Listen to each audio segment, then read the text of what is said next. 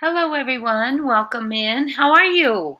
It's good to see you all. This is Sunday, December 29th. Hello, NJs and Woman's Warrior and Sandy SST, my mods. See what other mods I have in the house. I have Keep Up the Chatter. Hello.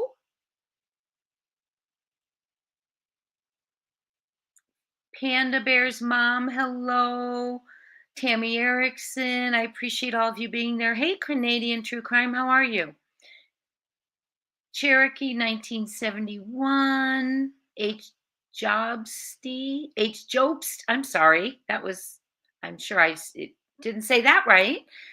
Hello, everyone. How are you? It is Sunday, the 29th. In 2 days, we have Christmas Eve. Hello, Joyce Allman. We have a new year and coming right up, 2025. Hi, Peter Pan 13, Marie Hyde. April from Illinois. Hi, Karen. Cinderella, how are you? Lots going on, right? My goodness. Hi, Gypsy Girl. Hi, videos. We have so many. Hey, Blessed Wife and Mom. Hi, Starlito. Town Chat Cafe. Howdy to Texas. Hey, Becky Laux. Always good to see you, Virginia Gal, Michelle Carter, Kimberly Joe. We have a lot of updates. Southern Granny Wolf. Prayer Warrior Renee, how are you? Thank you, my mods. Hi, Whispering Winds. Thank you for being here to mod. MCE, hi, hun. Hi, Connie, Sheila, Lisa B. Always, Monster Struck Mima, sorry. Deborah Harris, Teresa Beavers, God's Girl 1971. Family members, we're going to reschedule for this week. I'm sorry. I have had hi, meow. Marina Girl, Fueled by Coffee and Crime. So good to have all of you here. So we have another little man who is missing. We have an Amber Alert out of, this is your first live you've made since Christmas? Wow, Angel Mama. Well, it's good to see you. We've been live every day since Christmas, except for yesterday. So, how is everyone doing? It's good to have you. Good to see you. Hi, Blue Nick. Over the pond, your dog looks like my dog. Is that a white golden doodle? Hi, Janet Medina. Hello, everyone. So we have a little young man here. We're going to look at his story. Thank you, Keep Up the Chatter, for bringing that to my attention. All I need is Jesus, coffee, and true crime. You're so sweet. You missed me one day. I am flattered, you all. Hello, hello. A lot went on during that time, right? All I need is Jesus. Oh my goodness. All the updates. I have information for us to explain some of the updates of what they spoke about, and then some videos from Department of Homeland Security to help us understand some of what we may be dealing with. Okay? So, he's 15 minutes from you. Oh, okay. That's what I need is some actual. I was just going to say, Fueled by Coffee, you're amazing. Fueled by Coffee says Elton is 15 minutes from him. They waited an hour to send out an Amber Alert. Okay, I do know nothing about Elton's story except for what's on the Amber Alert flyer, and I have a news article pulled up, but the news article is very minimal. Is this a familial kidnapping, do we know, or is this stranger? Do they not know? Let's go ahead and let me cover it. I'm going to get as much as we can, Autism GMA times 3. We might have to dig a little bit because I just came in, and thanks to Keep Up the Chatter, I'm posting it. A little bit, June, a little bit. Thinking she has C. Well, she does have C. So, yeah. Oh, Channel 5 News. Thank you so much. I will look there. So let's go ahead. Let's look at his Amber Alert. He is 2 years old from Knoxville, Tennessee.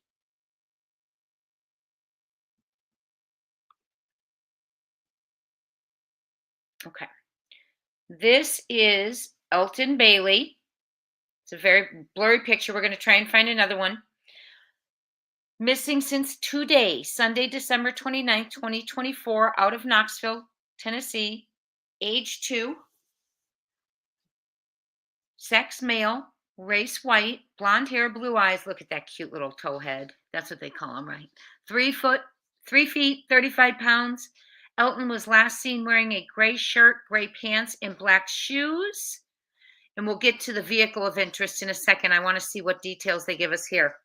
An Amber Alert has been issued on behalf of the Knoxville Police Department for Elton Bailey. Elton is a 2-year-old white male. There he is.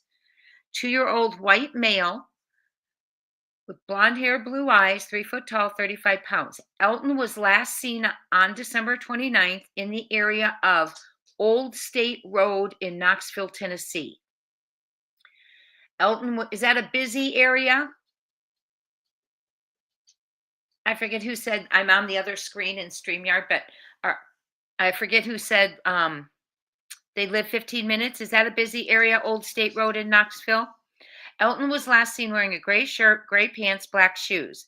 He may be traveling in a 2002 Gold Explorer with Tennessee tag 859BBGN. If you have, but they don't say if that's a, they don't say if it's family member. Is this a custodial kidnapping? Are we looking at a stranger? I mean, now we have to say, are we looking at a Venezuelan gang member? I mean, come on, we got a lot now, right? And in light of the updates we're about to read on X, wow. If you have seen Elton or have information regarding his whereabouts, please contact Knoxville Police Department 865-215-7000 or TBI at 1-800-TBI-FINE. The vehicle is a possible Ford Explorer. Now, this is 2020. The article says 2002 down here. So we'll have to get that detail because that would be very different. Gold color license plate 859BBGN, Tennessee. Okay, so I will go to News Channel 5. Oh, I shouldn't have taken that. Okay, good. I'm going to go over to News Channel 5, another little one from Tennessee. Hi, everyone. Hi, Sarah Suspicions. Hi. Hello, Nanny. I have new socks on. Always good to see you. Connie Benefiel. WVLT. Thank you, Field. Appreciate you. WVLT, little Elton.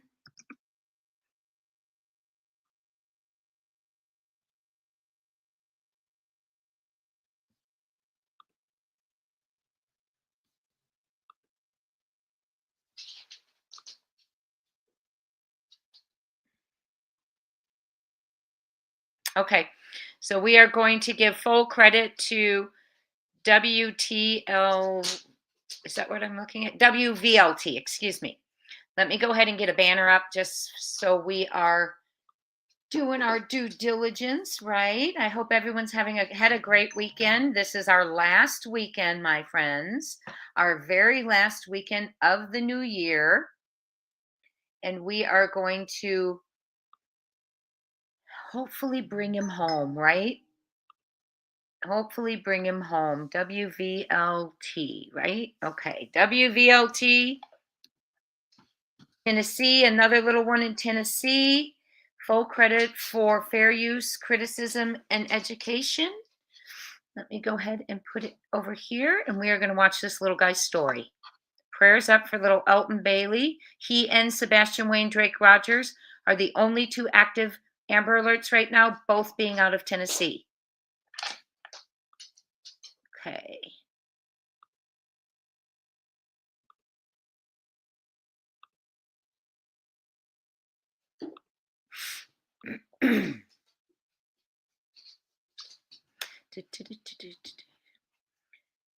Hope everyone's having great weather. No snow. I'm looking for our WVLT here. Where is it? Oh, here we go. There we go. Let's find out about this little guy, right? So we got another one missing. I'm praying it is not what we're hearing might be the case with Sebastian. These ads are terrible. Hold on. Let me close this one. Okay. Can you all see it? There we go. Okay. Thank you all for being here.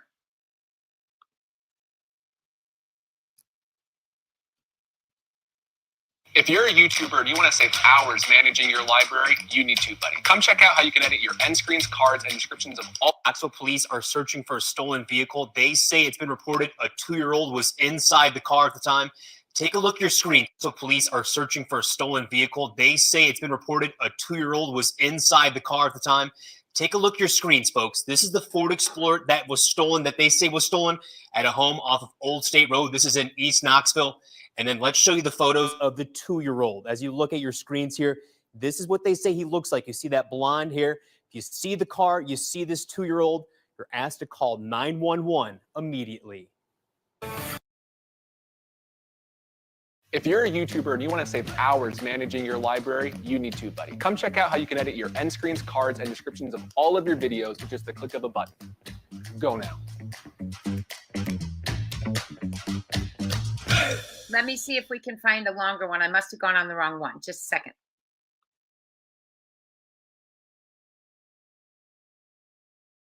We thought it was a really cute decoration. It had lights on it. Let's add it to the front lawn. Stephanie and Mark Saborn found their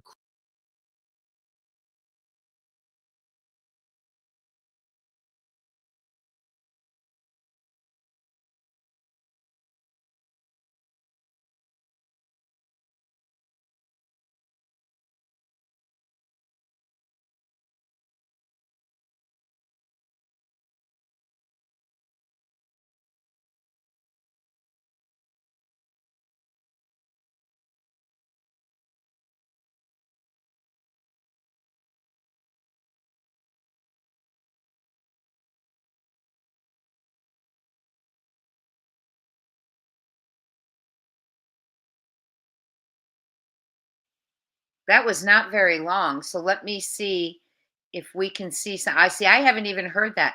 Crimetimebuzz@gmail.com. I don't know why he was in the car. I'm trying to get an article.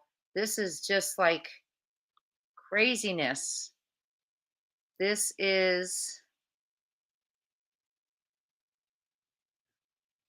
just not long enough. We need some information. I'll go on Facebook if I have to. My goodness, let's get out of this one. I'm trying to find one. There is not much. Let's just go to Elton Bailey missing. Let's see what we can get.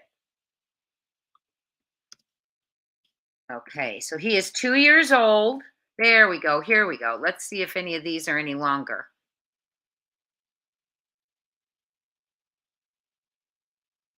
This is WCBY. I bet this is what crime and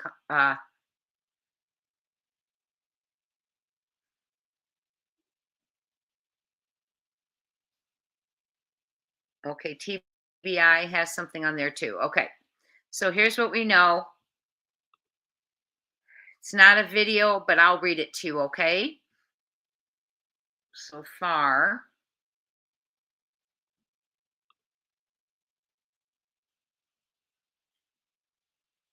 Can you see that? Okay.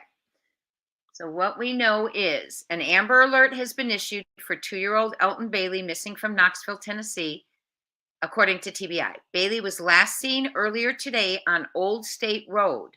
So they're not giving us any more information, but it says 2002 again, and that car did look like it. Here it says see more. Let's see if we can get some more from, oh goodness. Let's go to TBI. Okay, here we go. Can you guys see this with me now that it took me there? No. Okay, hold on. Let me share with you. This is craziness. There's not much out there, so we know it's fairly new, like very recent. This poor little guy, he's got to be terrified, right? He's got to be terrified. Okay. So, the car was taken. An Amber Alert has been issued for 2-year-old Elton Bailey on behalf of the Knoxville Police Department.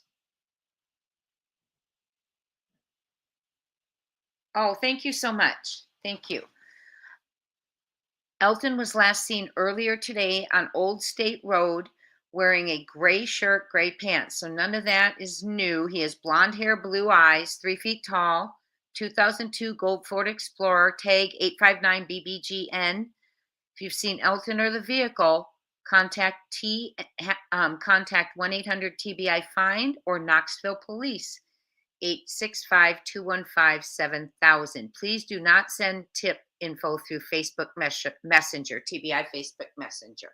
That page is not monitored 24/7. Okay? He is a darling. Look at him. Oh my goodness, he is so cute.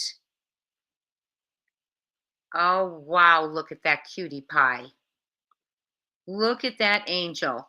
Okay, someone emailed me an article, so I'm going to get that article. Look at that face. Oh, he's precious. And I don't know why he was in a vehicle by himself. This gives me Susan Smith vibes. But we get nervous when we hear similar stories, right? Okay. Thank you for this. And someone else just sent me something too. So I've got 2 things we can look at.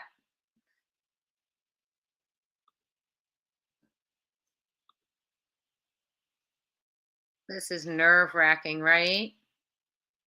Hopefully, there's really nothing more, you all. It's the same thing. They're not telling us if they think it was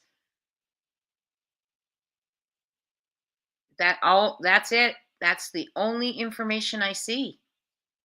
Let me see if the other article has more. Something about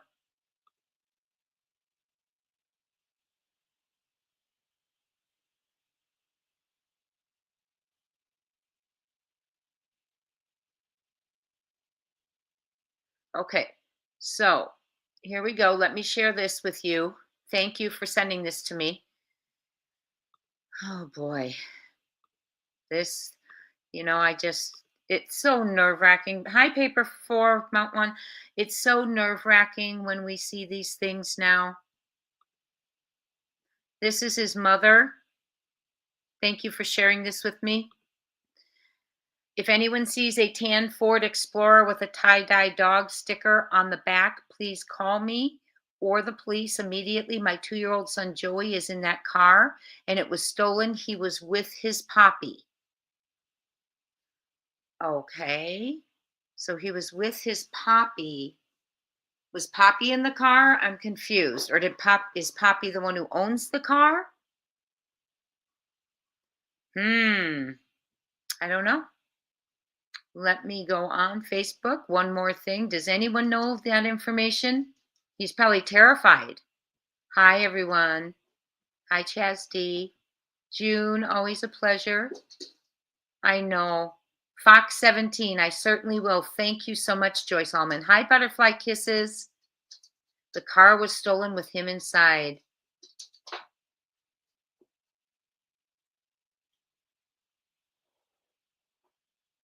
Yeah, they'll send stuff in as I'm talking. It just happened a couple hours ago. Oh, someone stole the car with him in it by accident. Oh, Nick Barris. Okay, thank you all. I will go on, Nick. Thank you.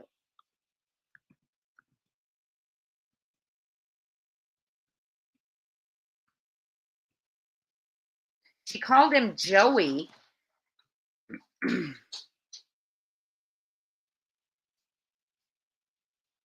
Let's see here. That's Sebastian. That's Sebastian. Huh, why am I having such a hard time finding this? It's weird. Okay. Hey. That's Sebastian. That's Sebastian. Nick Barris missing Elton Bailey. Okay. Someone else gave me the chat. And we are going to go read all of the updates for X. It mentions labor trafficking. I have some articles to explain that for us. Also, the organized crime part, we're going to look through some of the characteristics. We have some videos from the Department of Homeland Security, kind of things situations that he could be in, like in a home, being a laborer for someone. And we don't know this is the case, but this is what they say it is leading towards. I am now looking for that article that you said it was on about Elton. So we need to keep our eyes open if you're in Tennessee or anywhere. I don't know if the car was parked. He was in the car alone. That's what Nick Barris has the info. NJs, can you email me a link? And I'm looking Fox 17. There we go. I'll look for Fox 17. Thank you. See what's happening with he is so cute.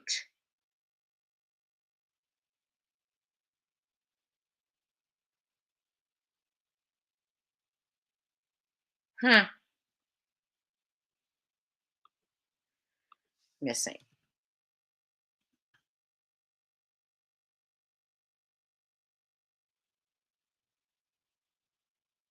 It doesn't say. Weird. Okay, well, we don't have anything else really. I can't find that one. If you all want to do me a favor and please send me the articles so we can go ahead and get started. I'm sorry, I'm just not seeing them. If you can send me the Fox 17 to crimetimebuzz@gmail.com, I will look that up. And if you can send me Nick Barris's article, because I also would like to know, was it in a high crime area? What was Poppy in the car? Shortly after 6:30 p.m. Thank you all. This is so scary. It never ends with all the missing, right, Caroline Miller? Hi, Brandy and Indy. Hey, Teresa Beavers. So I will, if you want to send that to me in a video or something, we'll play it. Hi, Rusty Pipes. Hi, Bernadette Zelensky. I don't know. I thought Poppy was like a grandpa, maybe?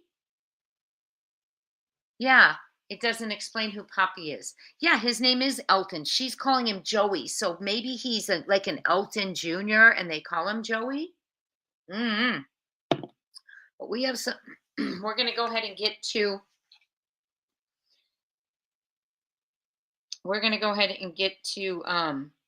the updates on X. They are buckle up, trigger warning. Okay, they are concerning. So good to have you all here this evening. I wish I had better news to tell you that we have located Sebastian Wayne Drake Rogers. But that is not the case. However, there's a lot going on. Now, I know some of you already know that, because you told me that there were people in the neighborhood bothering the neighbors. And that blows my mind. But then again, it just keeps getting weirder and weirder and deeper and deeper. And I don't know. Sebastian hasn't been located and no one's been arrested yet. But a lot more information last night has been released and into today. We're going to go over it. We're going to talk a little bit about what it means, some of it. I think that when we talk about things like labor, teeing, and things like that, there's things that maybe we want to learn about, right? So, hi, Dancing Queen. Oh, Dancing Queen. I was devastated. Hi, Karen Killerin. I know I want to hear more. Your grandfather is Poppy. Thank you, October 50, for letting us know that. Yeah. Hi, Robo Grammy. Hi, Lori. So we're going to read these. They are I said the same thing, Lori. They are not patrolling the neighborhoods, or they did not go in and patrol the neighborhood. And I'm a little disappointed about that, and I'm not going to hide that. So, hey, Justice. for Miss Crystal McCrory Jones. Jana, thank you so much. That's very sweet of you. You're very thoughtful. I appreciate you, and I've got you. I've got the case disappearance into all of that into my planner. I told you I glanced at it, but I have not gotten back to it. But I am going to, and we are going to do. We're gonna, if it's okay with you, email me so I can talk to you about what my plans are to do. Thank you so much, by the way. That's so thoughtful. So they are not in there patrolling, and I kind of find it a little disappointing, and let me say why. I'm glad that they're supporting Seth. I truly am. But their community doesn't feel safe right now, and they need to go over in there. And if it were me, I would just sit in their cul-de-sac so they know the presence is there, whoever is messing around. Because you now have one neighbor who's already who's left and gone to a hotel. So it's just not, it's not right. So yes, there are people who are bothering people in the neighborhoods. Yes, I have seen it, and I appreciate each one of you who let me know. Heartbreaking that it's coming to this. I want everyone to stay safe. And so what we're going to do is, thank you, Hope Floats and Holly S. It's so good to see you both, brown 3Y3 girlies. I always get confused because I have brown 3Y3 girlies and brown-eyed girl.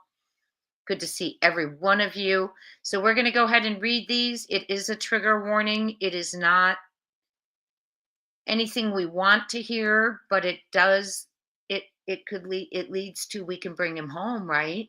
That he may be still, that he's still with us. So if this is what they end up truly finding out, I'm going to hide your comment, but I want you to know I really appreciate you, Justice for Crystal. Thank you.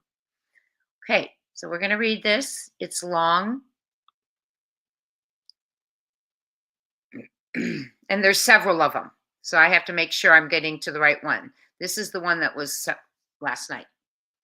It's by At Night. Public update on the search for Sebastian Wayne Drake Rogers, December 29th, 2024. And one other thing is I do want to say is absolutely I agree with you. If we can get it, that if we can pay attention to people who want a protective order for someone they've never physically been around, we should certainly be patrolling a neighborhood for a community that doesn't feel safe because they have not solved the crime. So I totally agree with you. Good to be with you too, Zuzu Petals, Lisa C. Thank you. So we're going to, hi, Kitty Catty, how are you? We're going to go ahead and get started. It's very triggering. And, okay. So let's get started.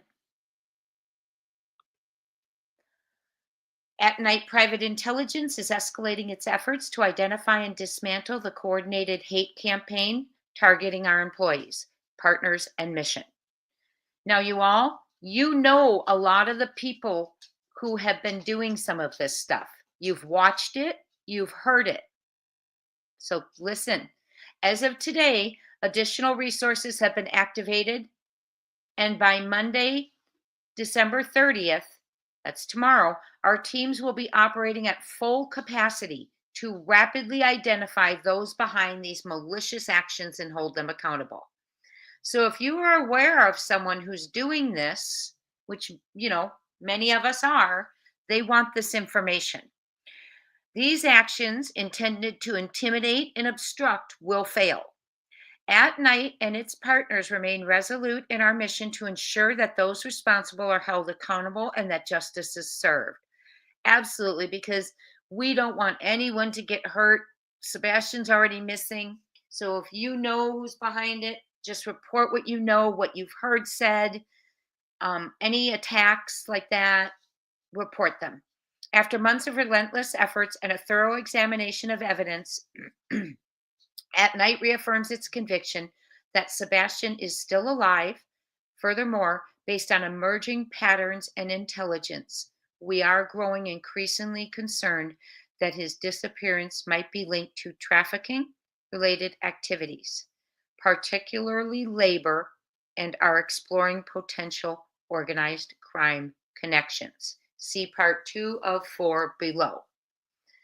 Not what I mean, terrible.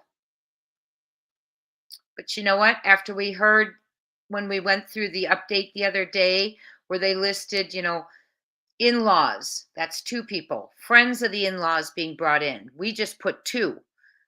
Builders of homes, plural. We just put 2. They said, well, and then then the stepfather and the mother they mentioned. We put those 2. Everyone they mentioned, we added for plural, we added 2. Then we have the people who infiltrated at nights. One was allegedly wanted for trafficking. So we added them. And so we were at 20. Okay. And that's just 2 of each category that was mentioned. Okay. So it seems like that's a ring style anyway. Why? And then we forgot, there's the people in Oregon connected. So there's people everywhere, it seems. If this is how it turns out to be, it makes sense that there's a ring or organized crime connection. And along with people being threatened, neighbors' doors being banged on. How about running into the Texas Roadhouse making a scene, but yet you haven't made a scene screaming at the rooftops about your child? But you'll make one in the Texas Roadhouse to cover your own tushy, to see what they saw on camera? Those are the kind of things that are really concerning.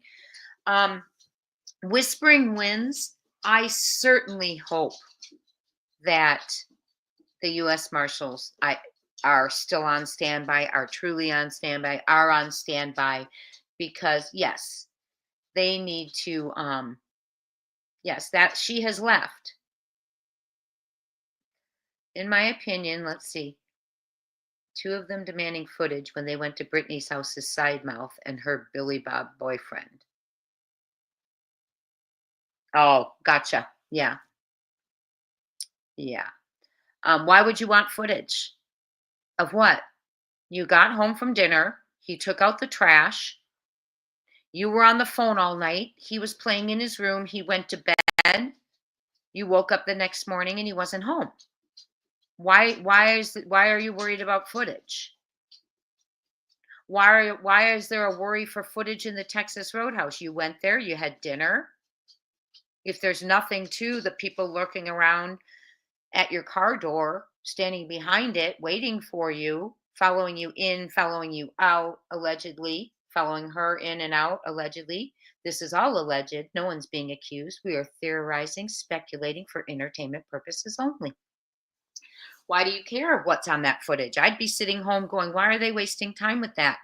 I wouldn't be running in there screaming, well, I want to see it, right? Allegedly, and being asked to leave. So that's weird. There's things that are going on that are very strange, that if nothing occurred other than you went to bed, you woke up, your child wasn't there, nothing else occurred, we wouldn't be banging on neighbors' doors, right? 10 months later asking for their footage. What are they worried is being seen? I'm so confused. So I want to thank each and every one of you. Nina Drew, thank you so much for your super sticker. Justice, I thanked you. And Nina, thank you again. I'm sorry I didn't get to your first one to say thank you. I appreciate both. Thank you so much, you all. So let's keep reading. I do have things pulled up so we can understand labor trafficking, and some videos from Department of Homeland Security, and they're wonderful. And actually, I might play one after I read a little bit more, just to keep us engaged in the topic. At Night is diligently investigating the origins of the coordinated threats, fraudulent emails, and harassment campaigns. The individuals and groups responsible for these targeted actions, which include sending threatening emails, orchestrating harassment campaigns aimed at intimidating At Night employees, disrupting government operations, and deceiving the public. You all have watched many hours of that. They will be identified and held accountable. Now, I know who you all know. You all send me the emails. So that's what we have to report, is that's going on, okay? Oh, Nina, you are such a sweetie, Nina. Thank you so much. Boom, boom, boom. I appreciate you. That's very kind and thoughtful. Thank you. Thank you. Thank you. And Miss June, thank you for gifting a family membership, and we are going to be having our family night soon. Thank you, June, if you get that family Crime Time Buzz membership, and everyone, welcome to the family. Okay, so we're gonna keep. Oh, Nina, you are silly. You're making me giggle. That's funny. You are very considerate. I can't keep up. You're very kind. I appreciate you all so much being here, hitting the thumbs up, listening to his story, growing our family. Hey, Samar, let's keep going. Did I see the words task force on at night's post? Did I just read it? Well, let me go back. Ooh, good catch, Caroline Miller. Hi, True Crime Junkie. Okay. Yeah, I haven't gotten to that one yet. So this is weird. Why did we go from hate to... Oh, okay.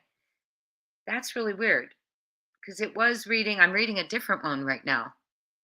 Okay, no, there we go. So let me see. The task force I'm looking for.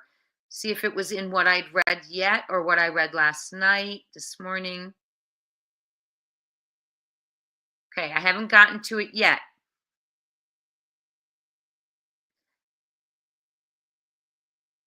So they will be held accountable. Now I want to go back before we go any further.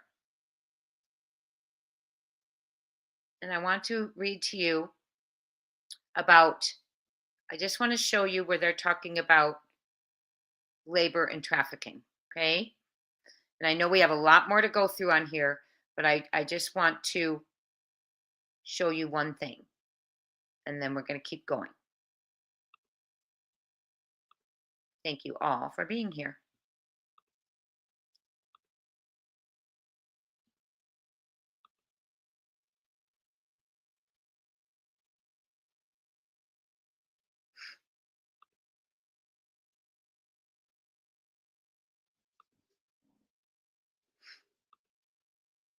Okay, I will be right there. Can you see what I'm seeing? Okay, good. I'm going to mute myself.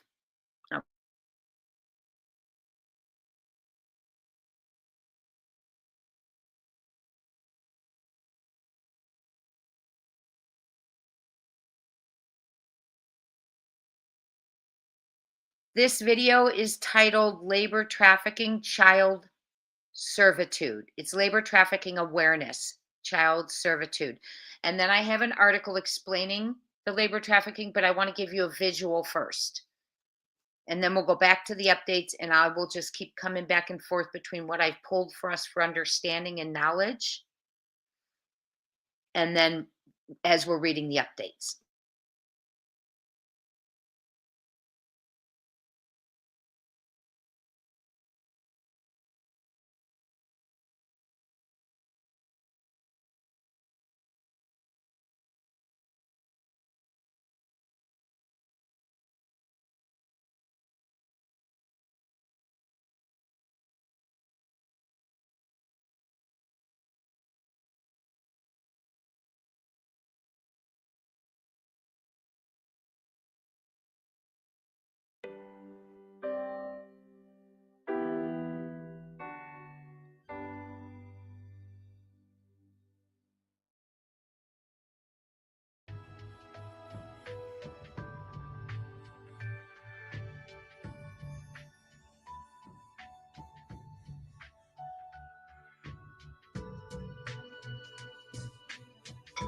Hold on, I want to be able to read that to you. 1 second.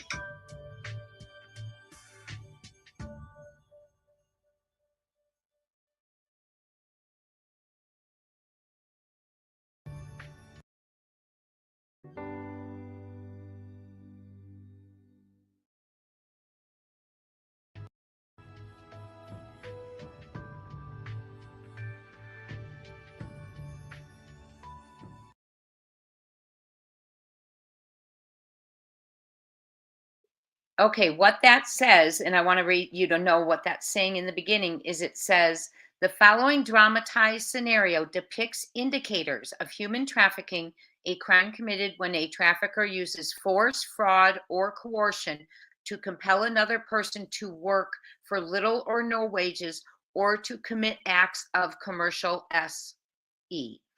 Human trafficking Human trafficking victims are often invisible, which makes me think, is that why not seen on camera footage, anything like that? No sightings? They're often invisible because we do not recognize indicators of human trafficking. The following scenario shows actions and behaviors that might occur in a residential community and how it might impact a school resource officer. Pay attention because identifying signs of trafficking, human trafficking, and reporting may save a life. And this one really hit home because she's just right there in the house. You all are so sweet. I see I have thank yous to do. Thank you so much. You are just so kind and thoughtful.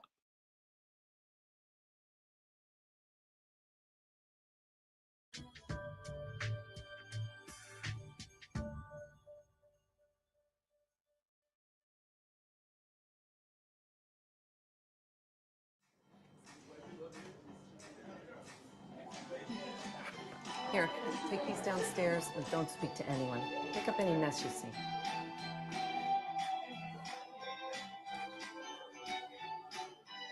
Really, Mom? Come on, you're not actually going into the party, are you? Of course not. I know better. I'll wait right here. Thank you.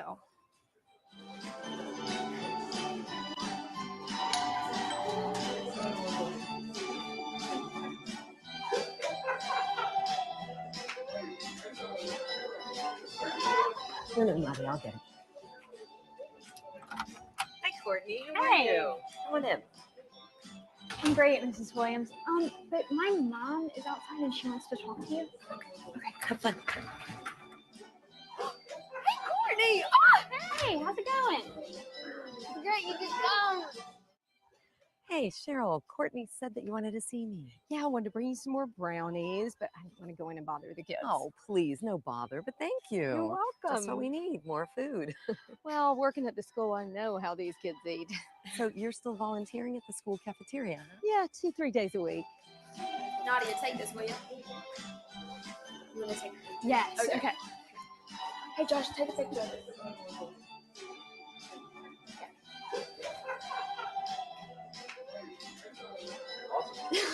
Sweet. Nadia, will you get out of the way? Hey, just take another one. Yeah.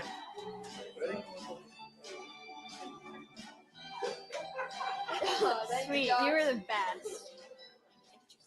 Hey, Hey, Lena. Look at these pictures from the party. They're oh my gosh. Oh my gosh, I remember that.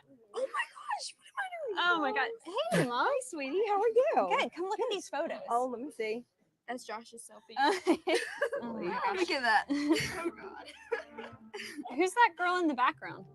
Oh, that's just Nadia. Oh, where does she go to school? Well, she doesn't go to school. She's just our maid. Oh.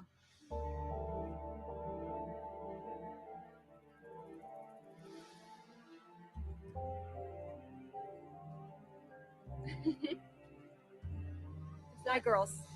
Hi, Mom. Bye. Oh my god. Just again. All right. Officer Lindsay, Yes. do you have a moment? Sure. What do you need? I'm worried about something I just saw inside.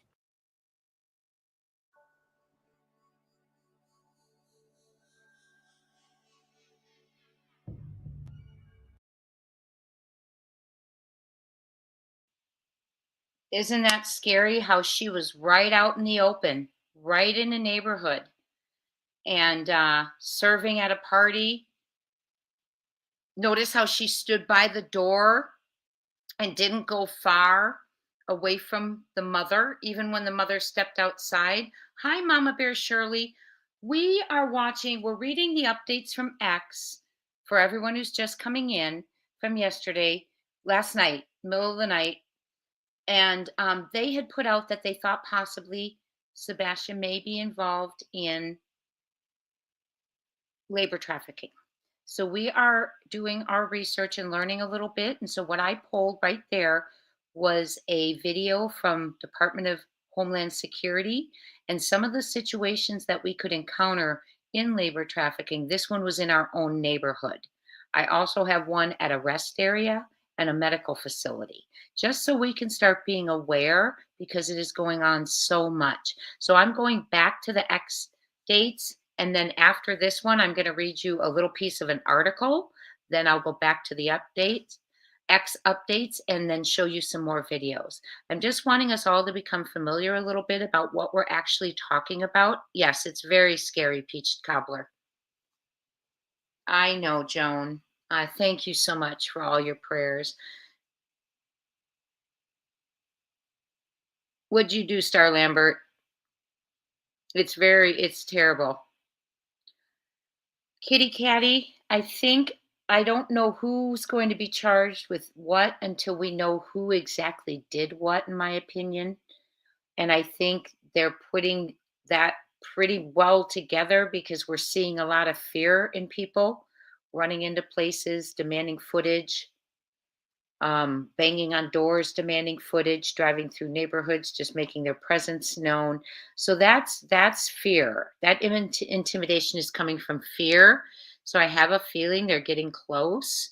Some of the things that have been put on X that we don't understand, believe me, they understand.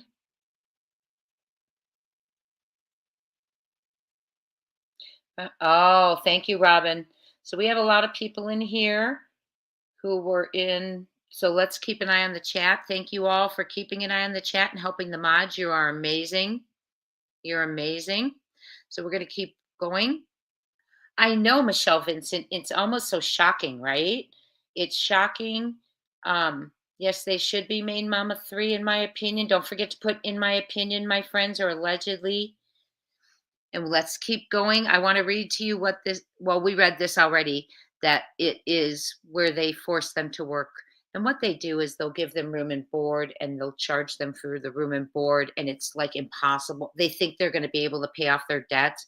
They can't in a lot of situations and they're always stuck there. But as you saw, she did not leave that ladies. When the lady went outside, she stood by the door. So that shows how much they keep them so close to them. There's one. We're going to get rid of one. So, hi, Justice Jane. Okay, mods, I'm seeing a couple. I'm going to go over. I know you're amazing. Here, I'll do the thank yous real quick. Well, let me just go over to X and then we'll come back to thank yous. Very sad in a missing child's case that people want to hurt and intimidate and stop people from finding them. But the good thing is they want all the information now on the people who are doing that. So,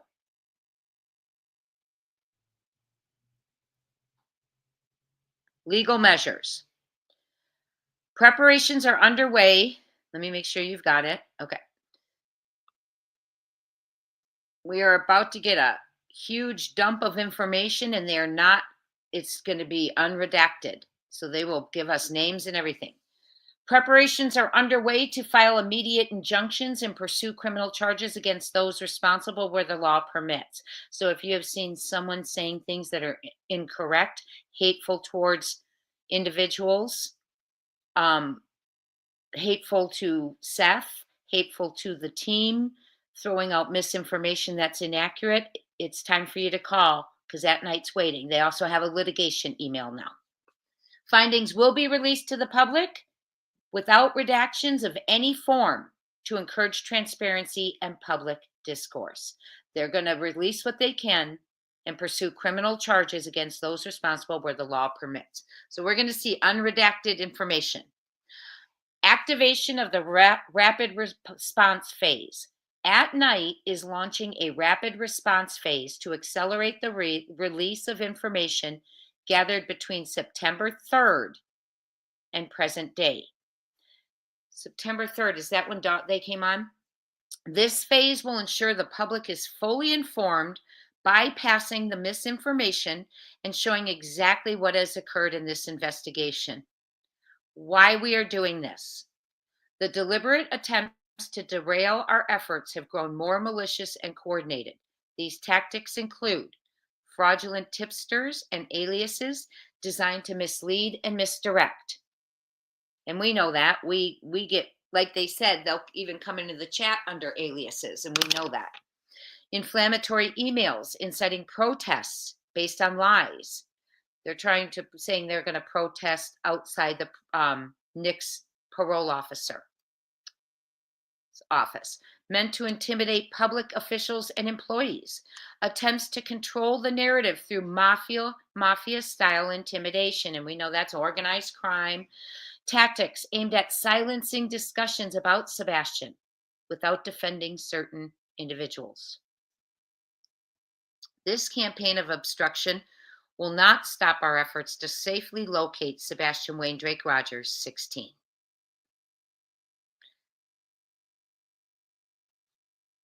Let me see what this one says. Is this one we've done before? Okay.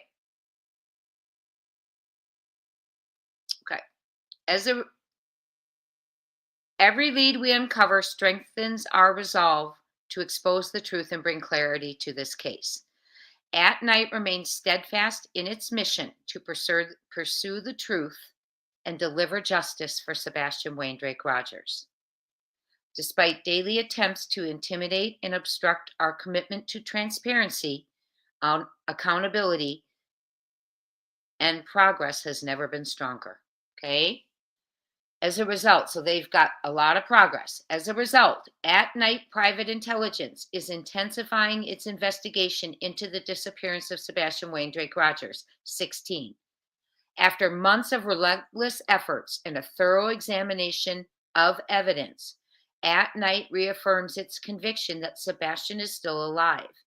Moreover, based on emerging patterns and intelligence, we are growing increasingly concerned that Sebastian's disappearance may be linked to trafficking, particularly related to labor and/or organized crime. Bold.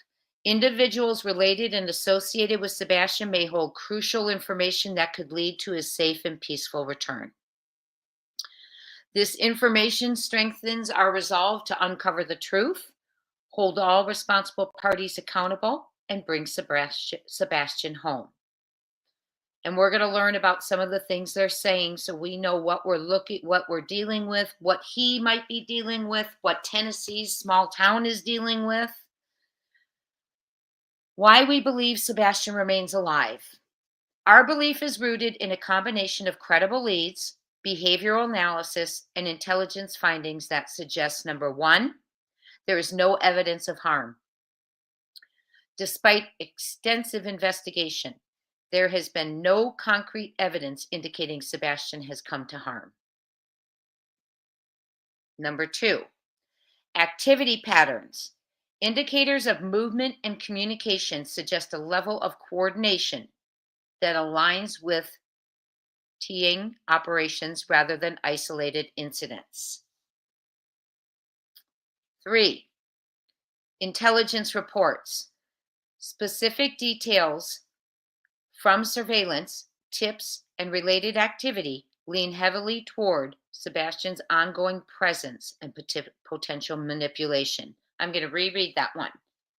Specific details from surveillance, tips, and related activity lean heavily towards Sebastian's ongoing presence and potential manipulation. Leaning toward trafficking concerns. At Night's investigative focus is increasingly aligned with trafficking and organized crime related scenarios due to 1, the sophistication of certain attempts to mislead investigators, including fraudulent tips and aliases, mirror tactics often seen in teeing related cases. Number 2, links between individuals in operations in multiple regions indicate potential teeing networks that may be involved. And remember, they said the other day in their update that the in-laws have friends who come in, and there's home builders building homes, and they build them for the officials of Tennessee and the politicians. That's a little ring right there. And our question is, well, if we're building homes, we've got one of the in-laws allegedly is a realtor, if that's the in-laws they're speaking of, and I believe it is because there's a home builder in the family too. So they're building homes for politicians allegedly and officials. What do they get in return? What is it, a head turn? Is it more than that?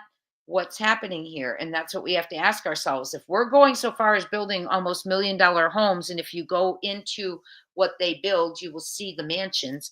What in the world is at stake? And then I go to the poker game where Nick said something was at stake. Links between individuals and operations in multiple regions indicate potential teeing networks that may be involved. And number 3, changes in behavior and communication patterns among certain individuals point to deliberate concealment efforts. And also remember, in one of the last updates, they said that CP and KP, anyone who has not agreeing with their behavior of traveling out of town, not speaking up, things like that, they cut their personal ties. So I'm not sure if that's what they mean here. This shift in focus is prompted at night to engage additional resources, collaborate with specialized partners, and intensify its investigative tactics. Our next steps in expanded investigative operations. At Night is activating all resources to track search-related activity in 6 key regions, including Tennessee, Mississippi, Florida, and Arkansas. So we don't know all of them, right? We know 4 of the 6.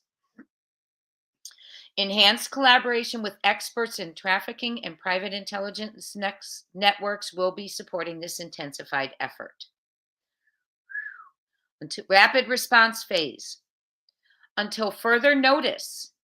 And everyone, we're going to be looking at videos about this very topic and articles so we can understand. One is they do target kids of vulnerability and people with disabilities. Many had thought, well, they wouldn't do that to Sebastian because he might be harder to handle being his autism or whatever, but that's not accurate. They do target those people with disabilities and vulnerabilities. Very scary. So until further notice, starting Monday, December 30th at night, will intensify its rapid response and gradually release findings starting from September 3rd. We read this, okay? This will ensure, they added to it, sorry. This will ensure that public remains fully informed about the ongoing investigation on a rolling basis. They're going to start in 72 hours, and it's going to be, and that's probably 20 hours ago, so it's going to be unredacted. At Night remains resolute in its belief that Sebastian is alive and will continue to pursue every lead, expose every truth, and dismantle every network involved in his disappearance. We appreciate your unwavering vigilance and support as we unite to bring Sebastian back home. There's that cute boy. Look at him. Such an angel. So adorable. Let's look at him.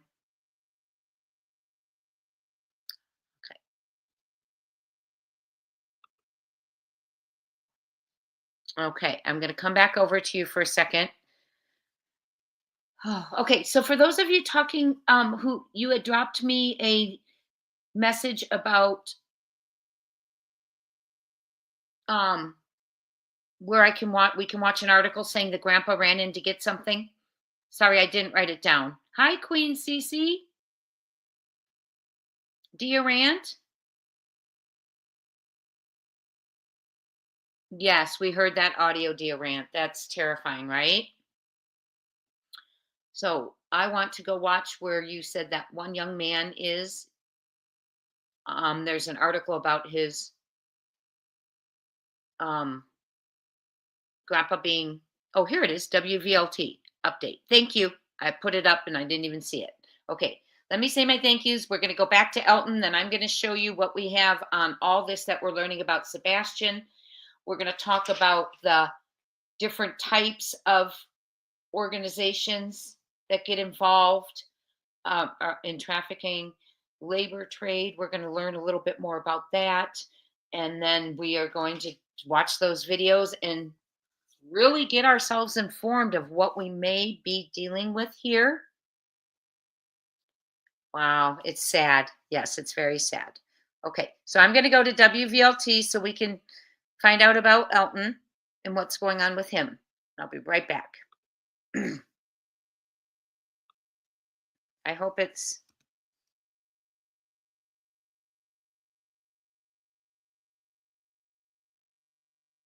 Okay.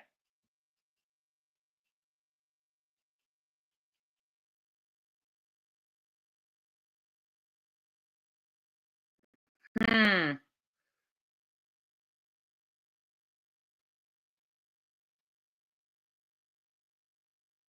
Okay, now there's two. There's John Elton Bailey. That's a different one. So I'm not seeing anything right now. Okay. Missing Amber Alert. Let's put that in. Then we're going to move on. See if there's anything new. It's supposed to tell us that the grandfather ran in for something. Is that what?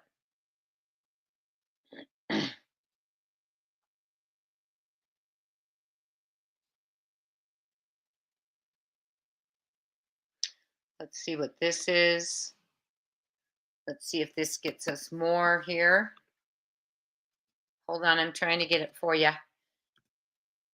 Let's see what we got here. Okay. Are you all with me? There we go. Let me share it for you. Hello, everyone. Hi, Seth. How are you doing? We're just checking out see if there's an update on this little guy, 2-year-old who's missing.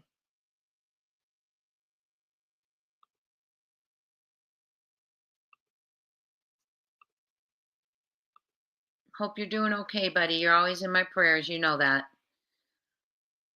Okay, where's this little guy? Where's this little guy now?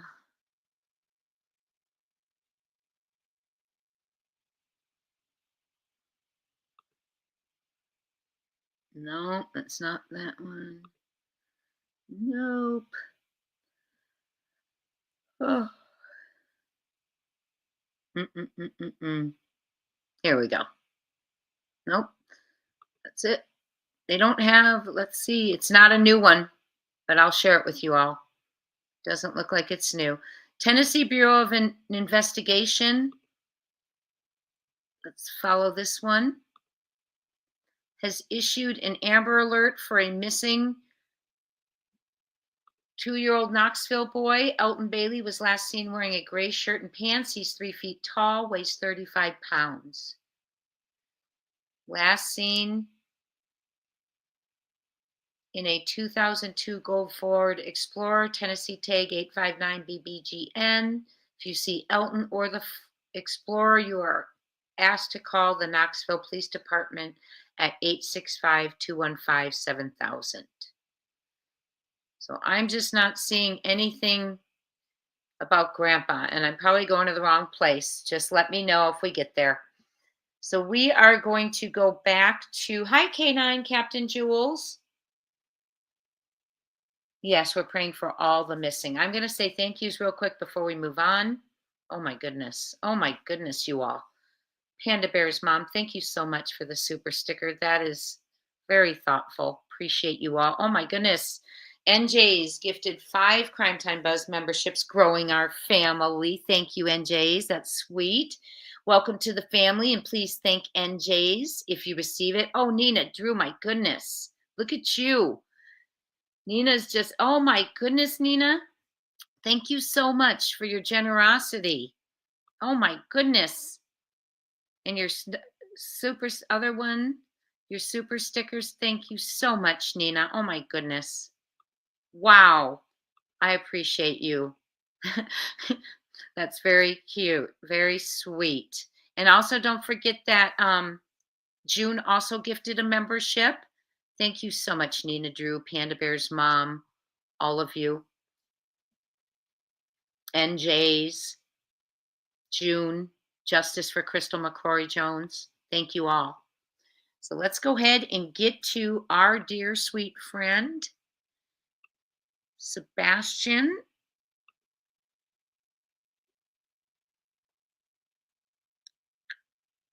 And I'm going to take you to an article that I want to read.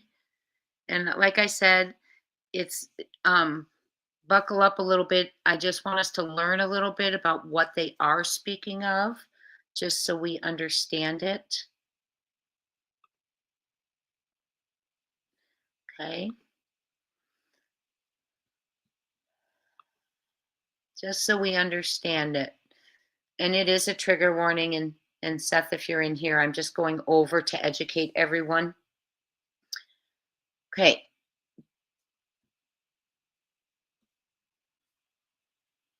Definitions in the Teeing in Persons Protocol. Trafficking in persons shall mean the recruitment, transportation, transfer, harboring, or receipt of persons. Okay, and it means they're taken against their will, forcefully, coerced, lured, threatened, abducted, fraudulently, or deceived. Okay, and it's an abuse of power or position of vulnerability, or of the giving or receiving of payments or benefits to achieve the consent of a person or having control over a person for the purpose of exploitation. Okay, now we are going to be talking about labor trafficking this evening. That's what we will be talking about. Okay, and the consent of a victim of trafficking in persons to the intended exploitation set forth in subparagraph, and we're not going to read all that. I'm sorry, I didn't mean to go there. But what I'm interested here is recruitment, transportation. 3 a.m. was, if this is truly what happened, was that the transportation? Was the transfer, where was the transfer? Harboring. Is that why we've never seen sightings? Is that why we've not, people haven't had any confirmed to be him sightings, no footage, not that we know of? Could that be why? Because they harbor them so much, they keep them quietly. Child shall mean any person under 18 years of age. So they say there's elements here, and there's three basic elements of trafficking. The act, which is what is done. That's the recruiting, the transporting, the transferring, the harboring, or the receiving. So that would be what our disappearance, right? That would be the disappearance if this is what indeed happened. Means, how is it done? Well, we know the means was abduction, or it's being made to look like abduction, possible handoff, we don't know. Okay. And then the purpose, why? Okay, so in this purpose, we believe it to be a ultimatum was given allegedly. Okay. And when you have two parents and one would do anything to have the child and the other just doesn't want it, that's just out of pure hate, meanness, and selfishness. And I'm not going to go any further in that because I don't need to get on my soapbox of how angry I am that she's still, whoever it is still free. Okay? So we're not going to get on that today. So this is all I wanted to see you to see on this one, is that indeed there is transportation, recruitment, transferring, harboring, which might be why we don't see them. They say they are invisible. So if this is indeed the case, it would not be unusual, right, that he hasn't been spotted. Hey, Barbalua, how you doing? So that's just what I want to show you. And we are going to go now to Department of Homeland Security. They have videos out to help us. And we are going to watch a couple of them. So, yes, Hope Floats. It's very sad. Parental alienation, absolutely, in my opinion. Custodial alienation, absolutely. Justice Jane, I was out in Fruitland on the 1-year mark. And I filmed some of my footage looking through the tunnel that led under Monkey's neighborhood to the abandoned factory.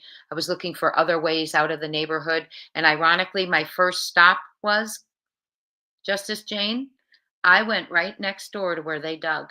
It was before they ever dug, because there were 2 RSOs who lived there that are married. And when we were going through Google Maps and all, Google Earth, I noticed that the RV doors were open. So my first stop was there. And then when they, following November, started digging in the yard next to it, I literally was shaking that I was possibly that close.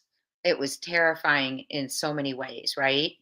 So, yes, Monkey Vaughn. I heard his mother got on and tried to spoke to Stacy Wondra. So that's actually on my docket for us to watch. So we need to bring Michael Monkey Vaughn home, Summer Wells home, Sebastian Rogers home, Oakley Carlson home. We need to find Harmony Montgomery's remains, Cody Bigsby's remains. We have lots of kids who went missing in 2021 that are still not found yet. Okay, so we got lots of prayers. Let's pray for them all. I will read my email, Bear Bear, as soon as I can. It's good to see you in here. Okay, my friends, we're going to keep going. Topic is horrible. It's very sad. Yes, that Caroline Miller, that's where I went from the airport. That's the first place I went, was those SO's house, because that RV had the steps down and the doors open. And here, lo and behold, they start excavating the neighbors' yards. Tabitha Tutors in the 2000s, yeah. She's Arizona, correct? Yeah, it could be. It could be the same. Yes, let's get watching. Let's learn a little bit about it. I hope they're all found too. It is heartbreaking. I hope Kyron Horman, Mandy Moo, we covered Kyron Horman's disappearance the other day, along with Gannon, Stauk, and Sebastian, all of whom the video, it's alive, and it's all kids who are at risk living with step parents. It's real serious statistic. Big info in email. Okay, gotcha. Big info. Oh, she was Tennessee. Big info and email by trash company. Okay, gotcha. Thank you, Big Bear. I will write that down.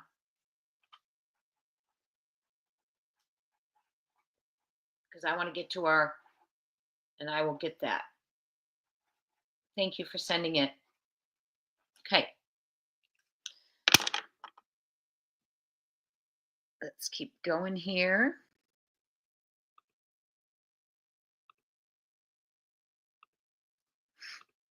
Hello, everyone. Thank you for being here. Each and every one of you. Okay, we're going to go out of this one, and we are going to go to this one. Now, this is also about, make sure you're seeing it, labor trafficking. And this one is what you might see at a rest area.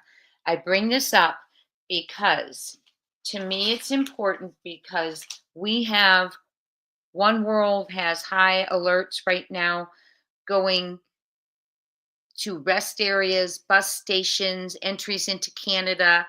So let's see what it might look like, right?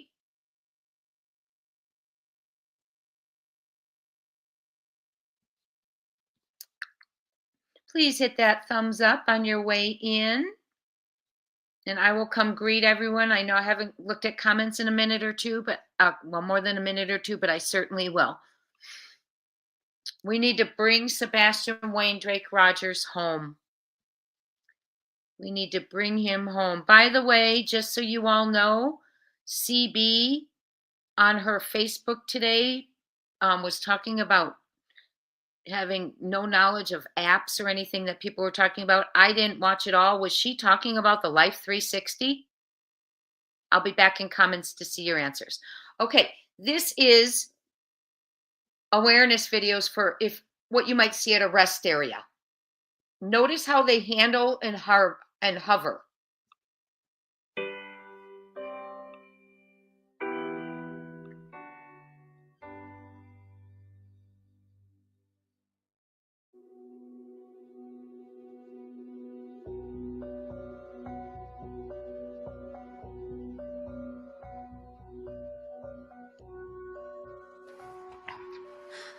let's make this quick. I want to get back on the road. Rush, rush, rush. You're always in a rush.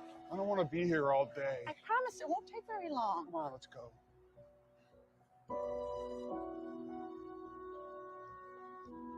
Vámonos, dale.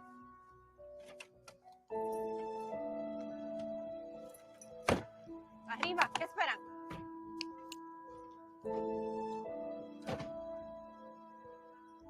Quietos ahí. Dale, camina. I don't have to go. I'm going to wait here. Okay. This is credit to the Department of Homeland Security. ¿Cuándo nos van a pagar? Otra vez. Cállense. Dale, caminen.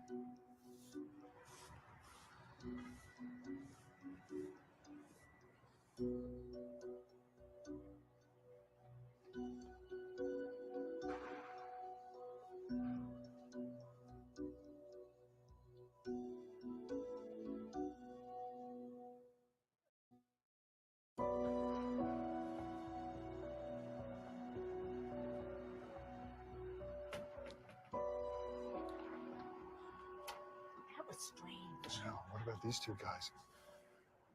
Look at this. Look at this. We need to tell somebody.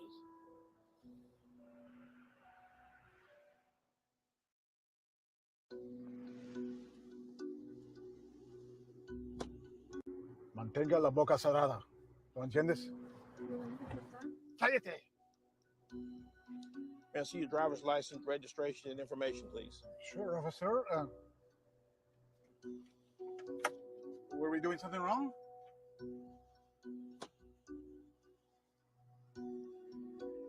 How about stepping out of the vehicle, please? Okay. Come on back this way, please.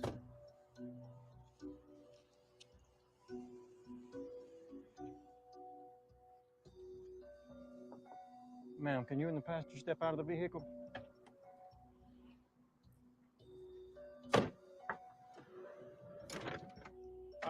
Yeah, we're all related. They're my cousins. So where are you guys headed to? They don't speak English. I can answer for them. ¿Usted es familia?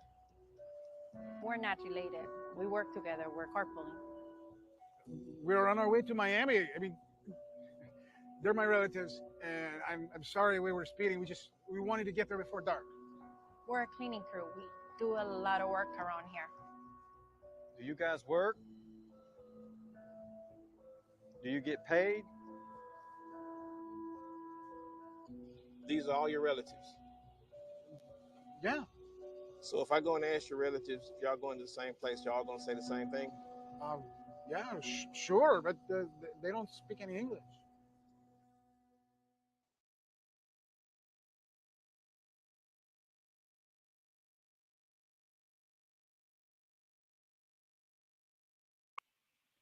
Okay, I see that. Hi, everyone. Thanks for being here. I see that some of you are talking about Freedom Church. Yes, indeed. I was going to bring that up again. We have no idea if that is a link or a connection. However, I'm going to share with you an article about, okay, let me explain something. There is a pastor at Freedom Church who does know and is linked to a pastor of another church named Greg Locke. Okay.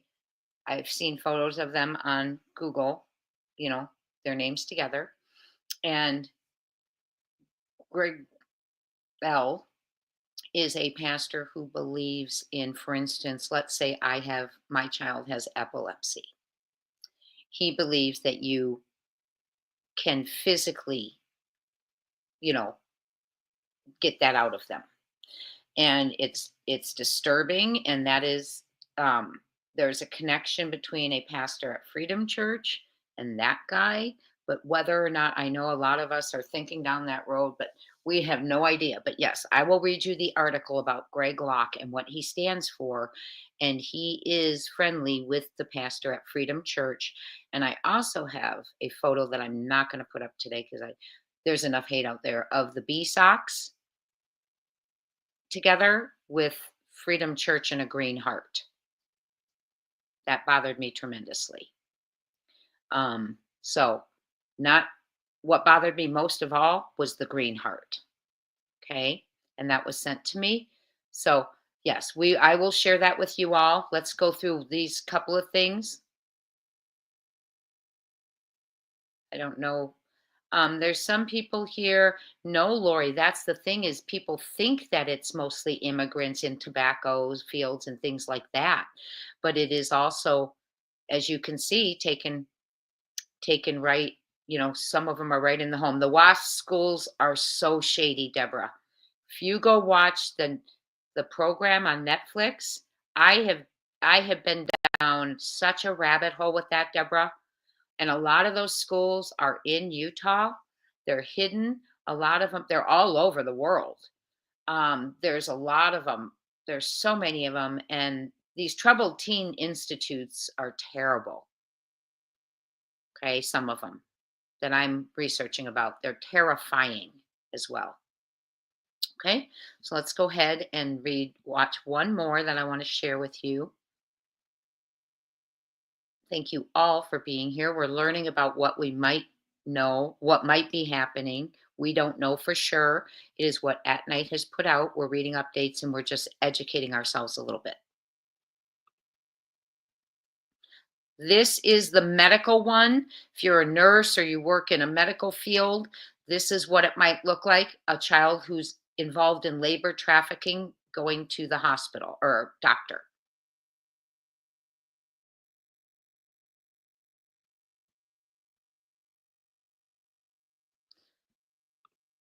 This also is credit to Department of Homeland Security.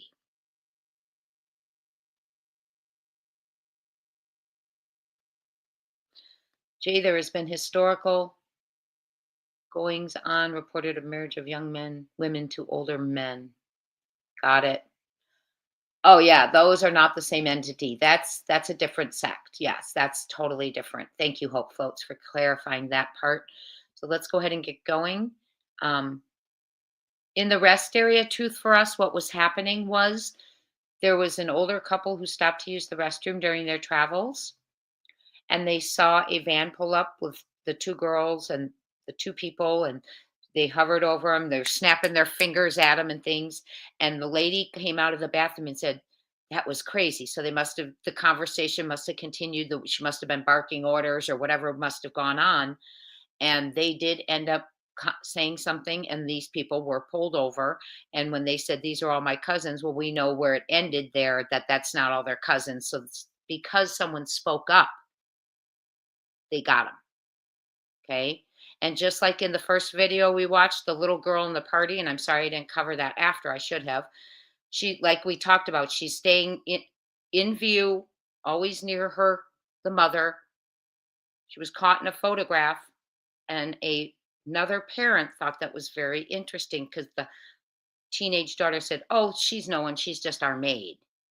And she's a young teenager. So she reported it to a school resource officer. So if they say something, we see something, we do something. And that's what these are about. So they're showing us some characteristics to look for. We are educating ourselves. We're just educating ourselves. We don't know this is what happened. They said this is maybe what happened, but I want us to understand what we're looking for, what we're thinking about, what we need to be doing.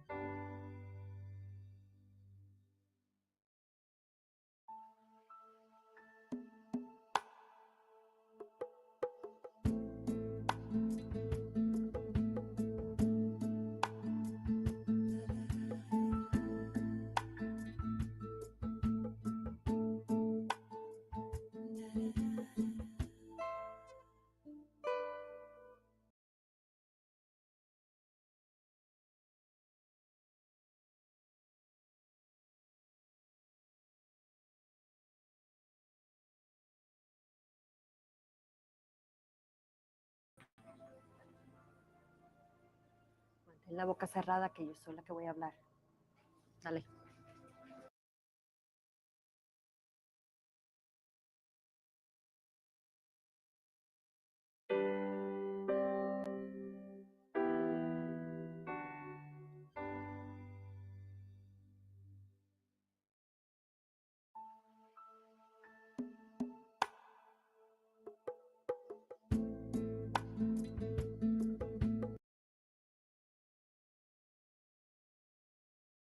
This says the following dramatization depicts indicators of trafficking, a crime committed when a trafficker uses force, fraud, or coercion to compel another person to work for little or no wages.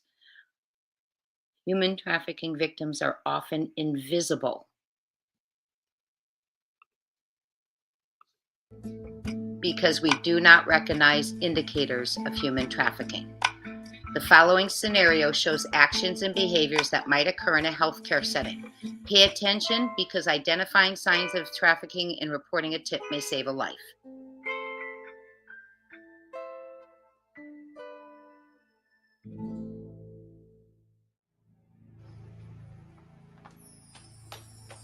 Dale, niña, apúrate. Ten la boca cerrada que yo soy la que voy a hablar. Dale.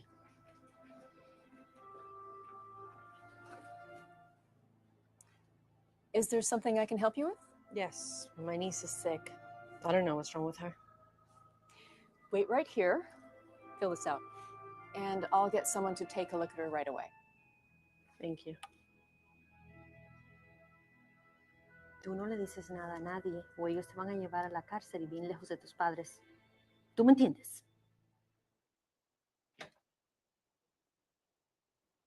Hi, I'm Anna Mitchell.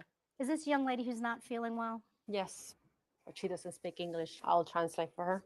That's okay. I speak Spanish. Tell you what, let me take her back to the examination room and find out what the problem is. Okay, let's go. Oh, I'm sorry. Patients only. It's clinic policy. But she will be scared. Cariño, no te preocupes. Estará segura conmigo. She'll be fine.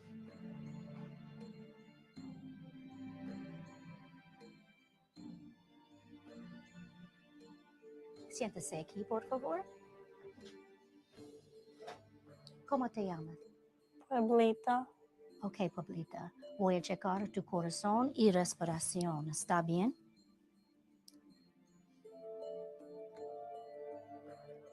Respira profunda. Muy bien. ¿Otra vez? Pueblita es un nombre muy bonito. ¿De dónde eres? Honduras. Honduras. Es muy lejos, ¿no?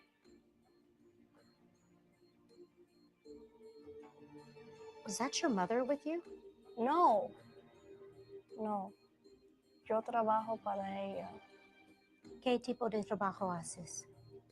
Cosechamos tabaco. ¿Cosechas del tabaco? Es trabajo muy difícil para una niña. Sí, pero lo tengo que hacer. ¿Por qué? Wait with her. I'll be right back. Todo estará bien.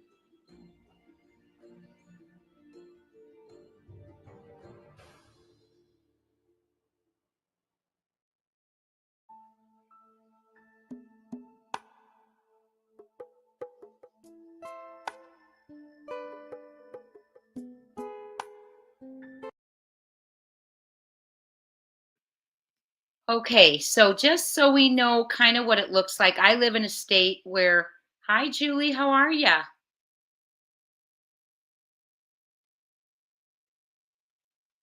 We're here to support.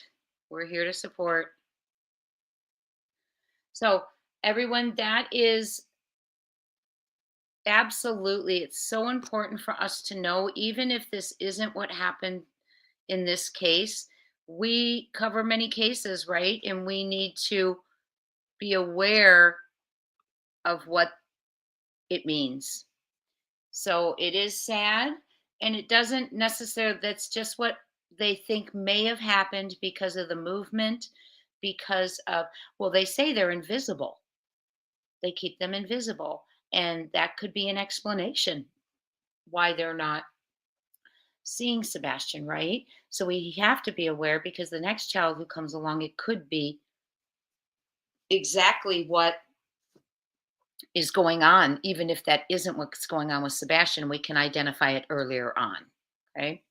So praying it's not. I'm praying we bring him home safe. Being aware could absolutely save a child. Thank you, Joyce Allman. Thank you, Julie, for that. We have to know to help others. Absolutely.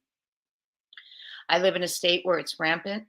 I volunteered once to go. We have a place that houses people they get out of trafficking here. And it is beautiful. Like, artists in the area all competed with each other to do murals in all the rooms. And so each room has an artist who did a mural, and an architect who did a theme for that room.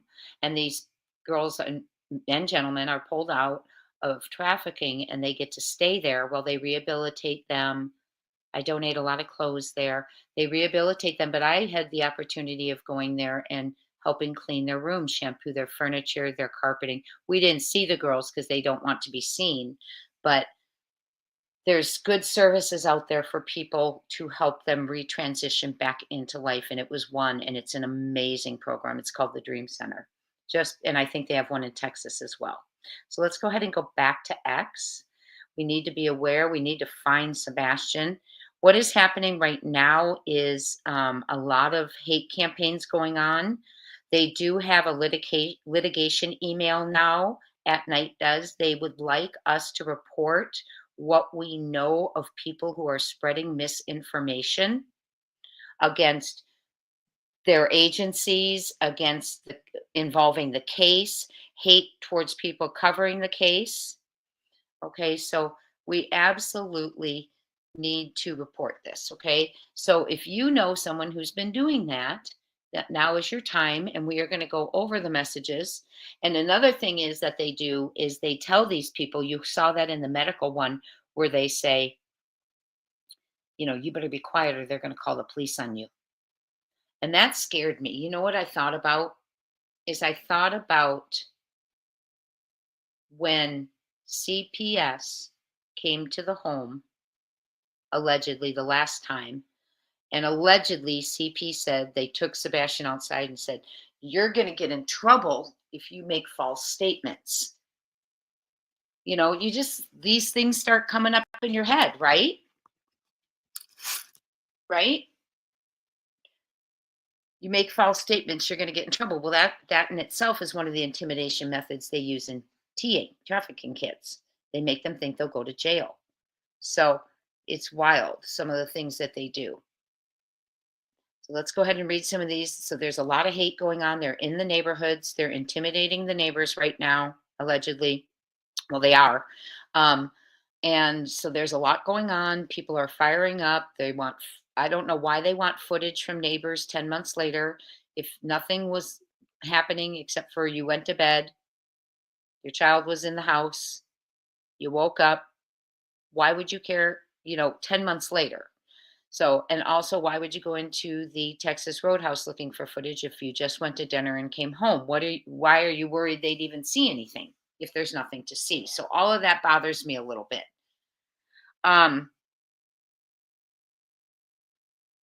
Oh, could be Elizabeth Smith. That's right. Let's go ahead and get back to the updates, see if there's any more since we've been on here. Remember, the next probably couple of days, we're going to get a lot of unredacted information.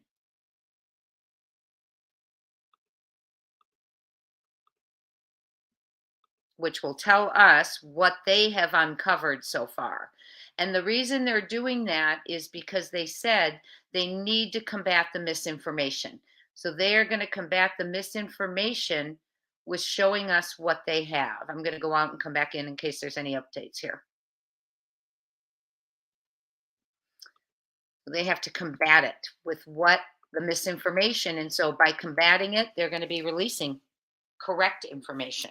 And it will not be redacted. So we are going to see probably names, all sorts of stuff. Let's see, this is 6 hours ago. Here we go. This is what I was talking to you about. So if you have seen any of this going on, there's a big reward and you can send them stuff, timestamp it, help them out. Public update on the search for Sebastian Rogers, December 29th. Okay, so they put something out at 10:40, 11:40, 12:40, 1:40, 2:40, 3:40. Oh no, this is the different time zones. Okay, so this was 3:40 Eastern time. At night, private intelligence, in collaboration with its partners, is escalating efforts to uncover those responsible for the coordinated hate campaigns targeting our employees, partners, and investigative efforts. As part of this escalation, we are allocating an additional, largen it for you, additional $2,500 to the existing reward, bringing the total to $4,500 for information leading to the identification of the individuals orchestrating these hate campaigns and their immediate collaborators. Support for witnesses. In addition to the increased reward, At Night will facilitate airfare accommodations for individuals, airfare and accommodations for individuals willing to testify under oath in New York City or Philadelphia. If you're a person being harassed by any of these people, you know their methods, you know what they do, this is your time. Provide logistical support for witnesses to deliver sworn statements to officials and fully cooperate in any ongoing or forthcoming legal proceedings. This is part of our broader commitment to ensure accountability for those who have perpetuated these malicious actions. How you can help. If you have information about the hate campaigns, including those responsible or their methods, and you do because you email them to me. So let's get it all gathered together and submit it. Or if you are willing to testify under oath, please contact us immediately. Now, this is email is litigation@atnight.agency, or you can call them at 844-922-3236 if you are willing to testify and if you are willing to send in information. And if you want to send in tips, you also send them into litigation. So videos with night stamp or timestamps, things you've heard said, things that are being said, things like that. Our commitment At Night remains resolute in its mission to pursue the truth and hold those responsible accountable. With every resource and partnership activated, we will ensure these campaigns do not succeed in undermining our work or the integrity in this case. Thank you for your support as we continue to push forward with determination and transparency.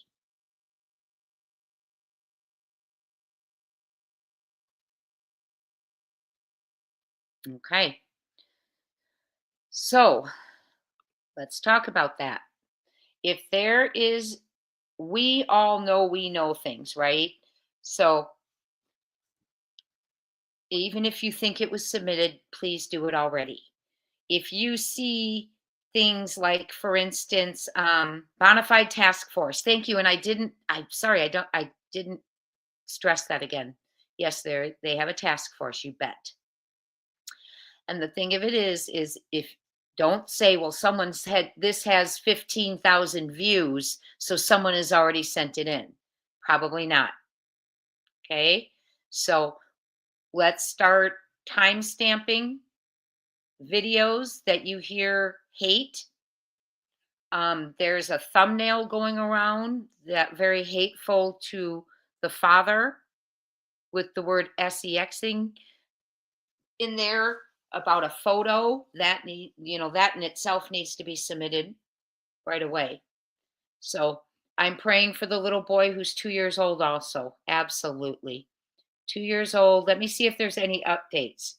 I think that handcuffs and the Joker had to do with the poker game. Could be a Deborah Ingram. Who's going to wear the cuffs? Who's going to wear the cuffs? Let me go ahead and check your. He was found safe? Oh, hallelujah. Let's read about it. Oh, thank goodness. Hold on.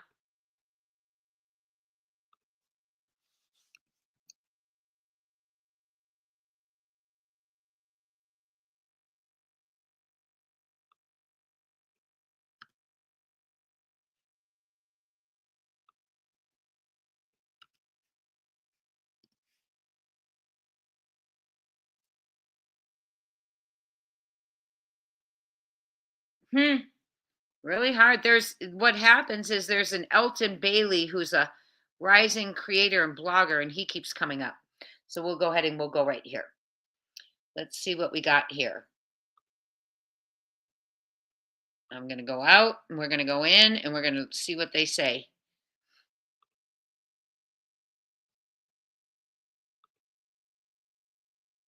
I'm so glad they found him safe. Found safe, did we say? Oh, thank goodness. Thank goodness. Yes, I will go right there now. Let's see what it says here. Elton Bailey.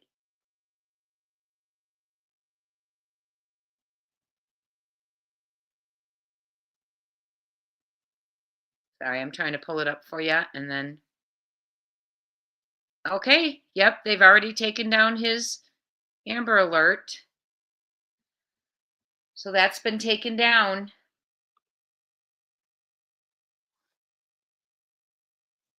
Tabitha Tutors. Mom was going to pick up Joey. Oh my goodness. Well, I'm so glad.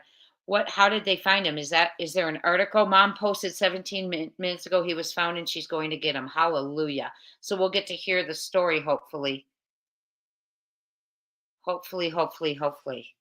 Okay. So one thing I want to talk about is when they talked the other day about the in-laws and friends of the in-laws and CB and KP and home builders and officials and politicians and a person who infiltrated the system who may be tied to trafficking.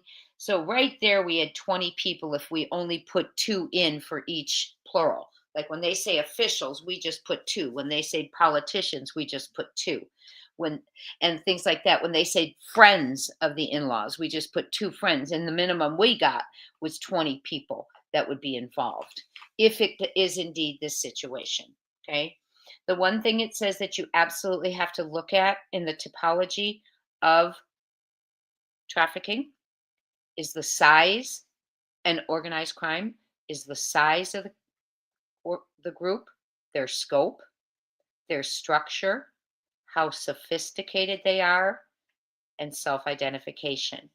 And so the reason being is because there's different types of organized crime.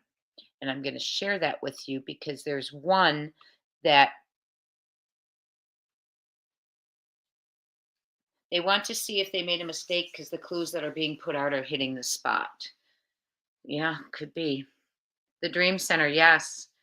Yes, and it's a wonderful program. They bring in, they save them from, when they're saved from trafficking, they have a home to go to.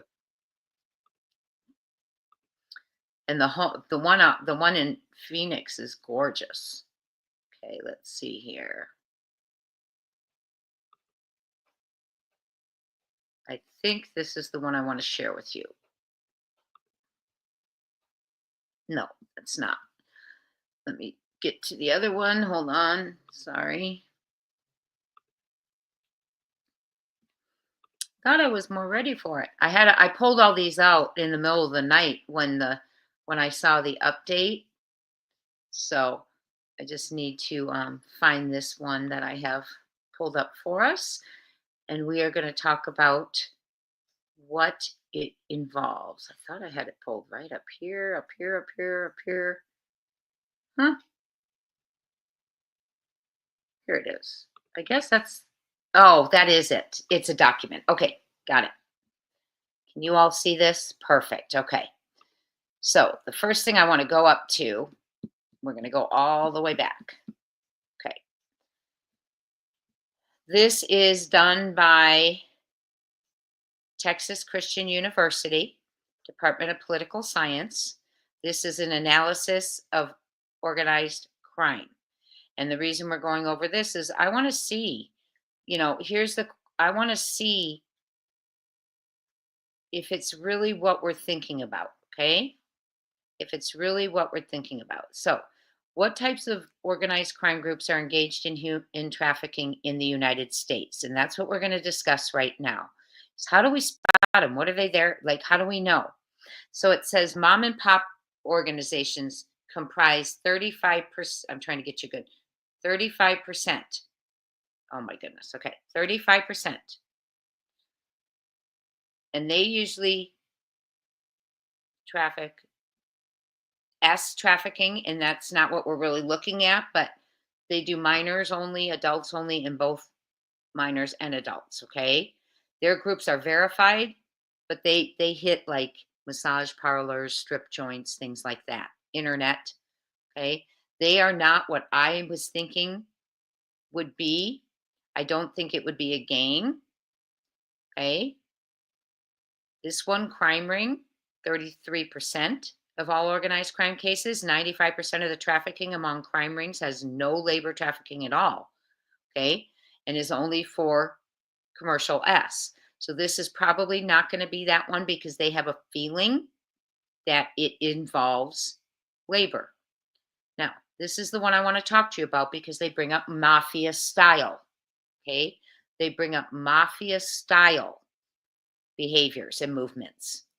Although cartels, mafias, and syndicates are not represented all among the federally prosecuted human trafficking cases involving organized crime, there is evidence they are involved in the facilitation of the operations of other types of organized criminals. So they do the facilitating, the transportation, providing false documentation, which makes me stop and think about again, was there a handoff of documentation? We heard a rumor, $5,000 for false documentation. Right here, they're saying this group is the one that facilitates it. They transport, they arrange it, they get the documentations.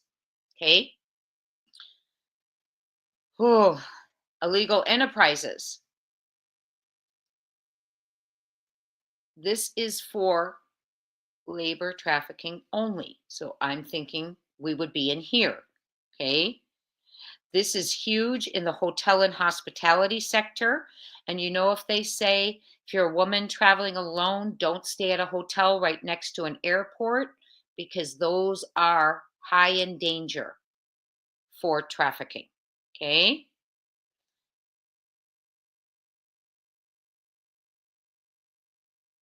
Okay. The average age at arrest of all defendants in organized crime cases is 33 years old.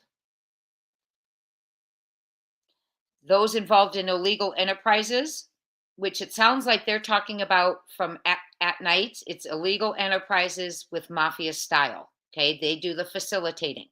They have an average age of 38, which is significantly older than the other typologies. Okay. A lot of times they are found in Mexico, Honduras, and the United States. They are the top countries for labor trafficking. United States, Mexico, and Honduras.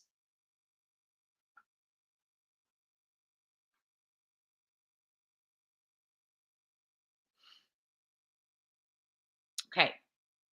Based on federal prosecution records, the counties in the U.S. with the most bases of operations of organized crimes engaging in trafficking include Harris County, Houston, Texas, Fulton County, Atlanta, Georgia, and Queens County, Queens, New York. Big areas to look at. This is all the recruitment, okay? They have different ways. They have drivers that are usually recruited through family and friend networks and tend to be individuals looking to make extra money. There's their drivers. The recruitments of victims take place through a lover boy story and through exploitation of poverty and drug use. And then they have the drivers who are recruited through family and friend networks. Now, remember, we were told the in-laws had friends that brought in. This is all alleged. This is what we were told in an update. They have security guards who may be former military. They are recruited from overseas because they can be paid less and they can quickly leave the country if necessary.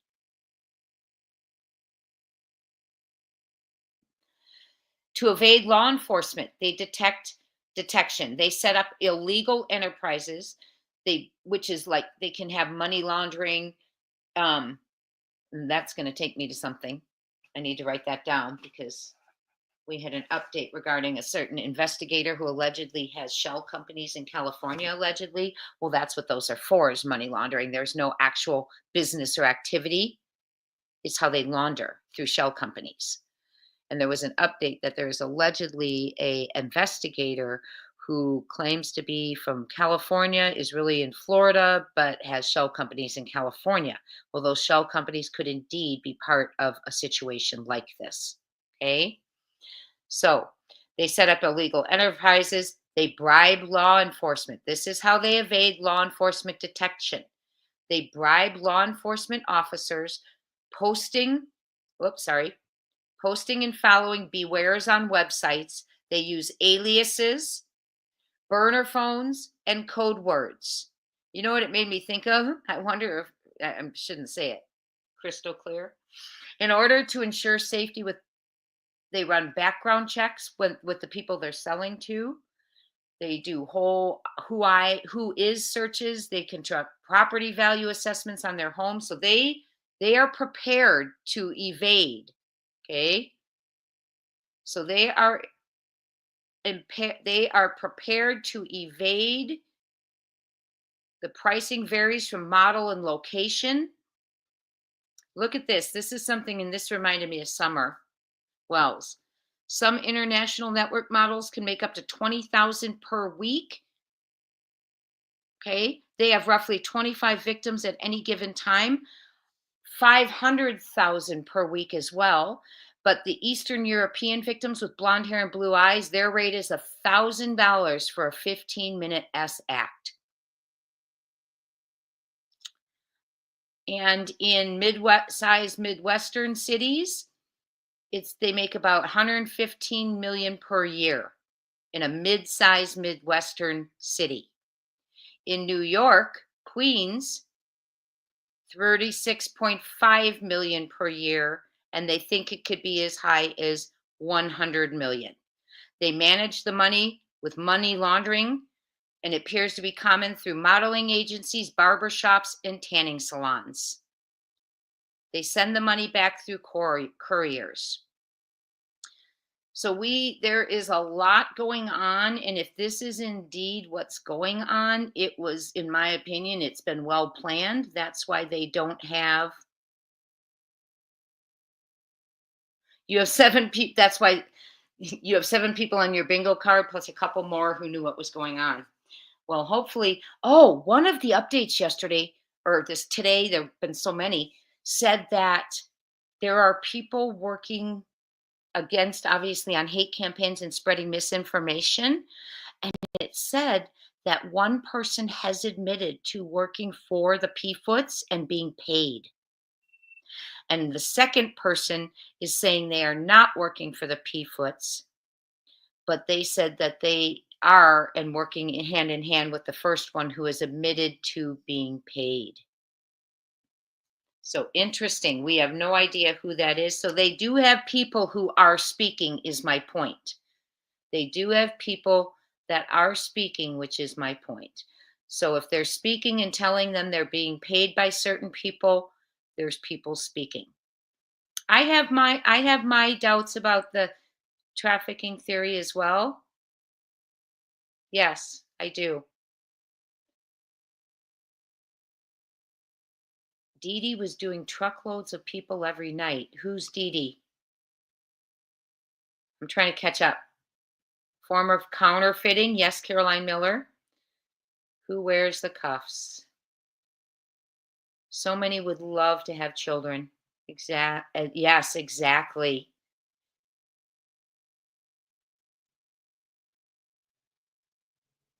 Holly, yes. I'm wondering now because I thought the feet would have cracked by now. Well, it sounds like CB was on Facebook cracking a little bit today. Yeah, so they think a lot of the clues they're giving out is they think it's well organized. They're leaning towards Sebastian. There's no proof he's been hurt. Some of their tips show his like a presence and movement. So we will see. I hope they're getting closer. But one thing I want to bring to your attention again is I want you to, if you're living in that neighborhood, I want you to be safe. I want you to be aware of your surroundings. Always, I want you to just be diligent, keep your doors locked. They're on a campaign of banging on the doors in the neighborhood. Julie, you think Queens is like that? See, that's right. You would know, huh?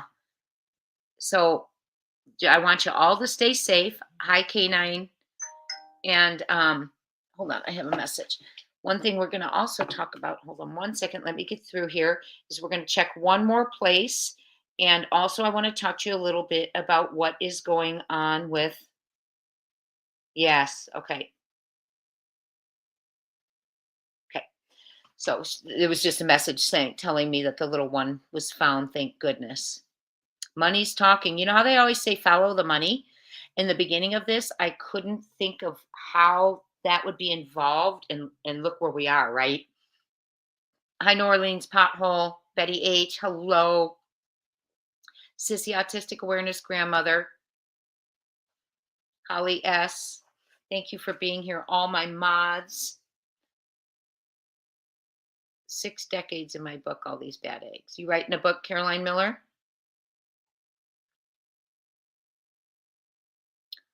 A center. I'm sick. This is disgusting. God bless us, our little children. Absolutely.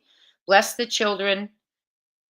And we need to bring Sebastian home, bring them all home. Thank goodness little Elton was found. Just heartbreaking. Buzz your way, the thumbs up button. Thank you, Hope Floats. Yes, please hit the thumbs up if you would. A lot that we needed to learn on. We need more to speak, in my opinion. We're going to be hearing more. Let me check again. One thing I did, were you guys with us when we read that? I told you how they brought in the housing industry, correct? They said the in-laws are bringing in their friends and their home builders, and their build homes for the officials, right? I told you all that, and the politicians. Well, I want to show you something real quick. If you weren't here the other night when we were on, we found a state senator who was running for office, who was trying to uncover the corruption in Sumner County and going after specifically a judge, but he himself also mentioned the housing industry. He said there are homes in Sumner County that are valued at 200 to 450,000, but they have liens for millions. Liens for millions, and they're bundled together for these $1 million loans and stuff. And that could be part of our issue going on, is we've got X mentioning the home builders, and we have this state senator who's been trying to bring them down for a while. So I want to go over to his page and read something to you that connects. One moment. And he was, oh, let me remember his name. Oh, I know who he is. Okay. It was on Facebook, actually. So let me just get there. We'll go ahead and search Facebook for him. And I know if you're in the house and you remember who, it's John Gentry, I believe. Let me just go ahead and look him up here.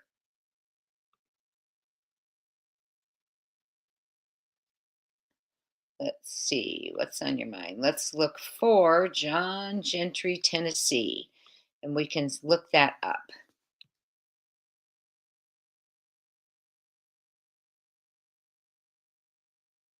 He was running for state senate.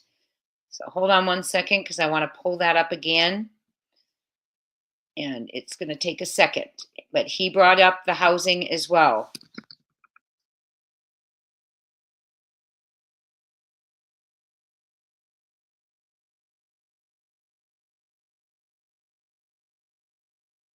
Sumner, thank you. Okay.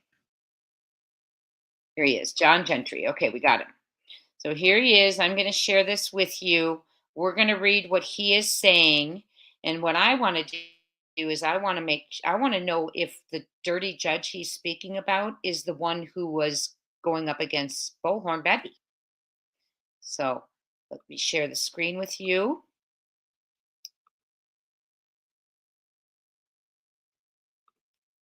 Okay. Oh, wrong one. Sorry, I gave you the wrong one.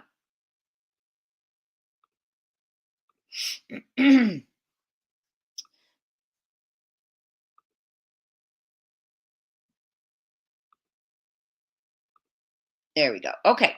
So this man, let me make sure you see it. He was running for state senate, Tennessee State Senate in Sumner, and there's another county. There's one that starts with a T. But he put this up here, and we're going to look at it. Okay?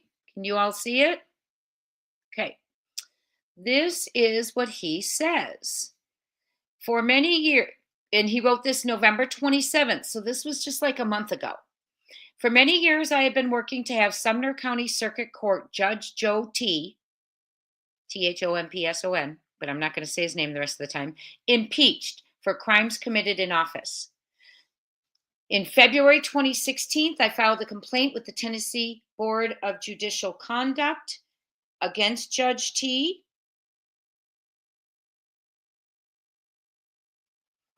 My complaint was wrongfully dismissed without investigation, concluding insufficient evidence despite the fact that I included hundreds of pages of certified court reporter transcripts proving T perpetrated crimes from the bench.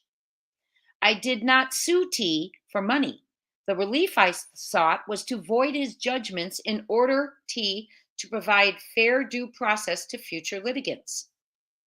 In October of 2016, I filed a federal lawsuit against Judge T in Middle Tennessee, United States District Court. Judge T did not dispute my allegations, instead moving the court to dismiss my lawsuit, arguing that judges have absolute immunity and are above the law. Wow. Well, that case was pending in the Supreme Court of the United States. 2 years after the fact of his crime, Judge T sent me a check for $1,500. I suppose to say that one of his crimes didn't happen since he returned what he stole. In January of 2019, I filed a petition of remonstrance announced on the floor of the Tennessee House of Representatives and Senate. And I bring this up because state officials were brought up and politicians.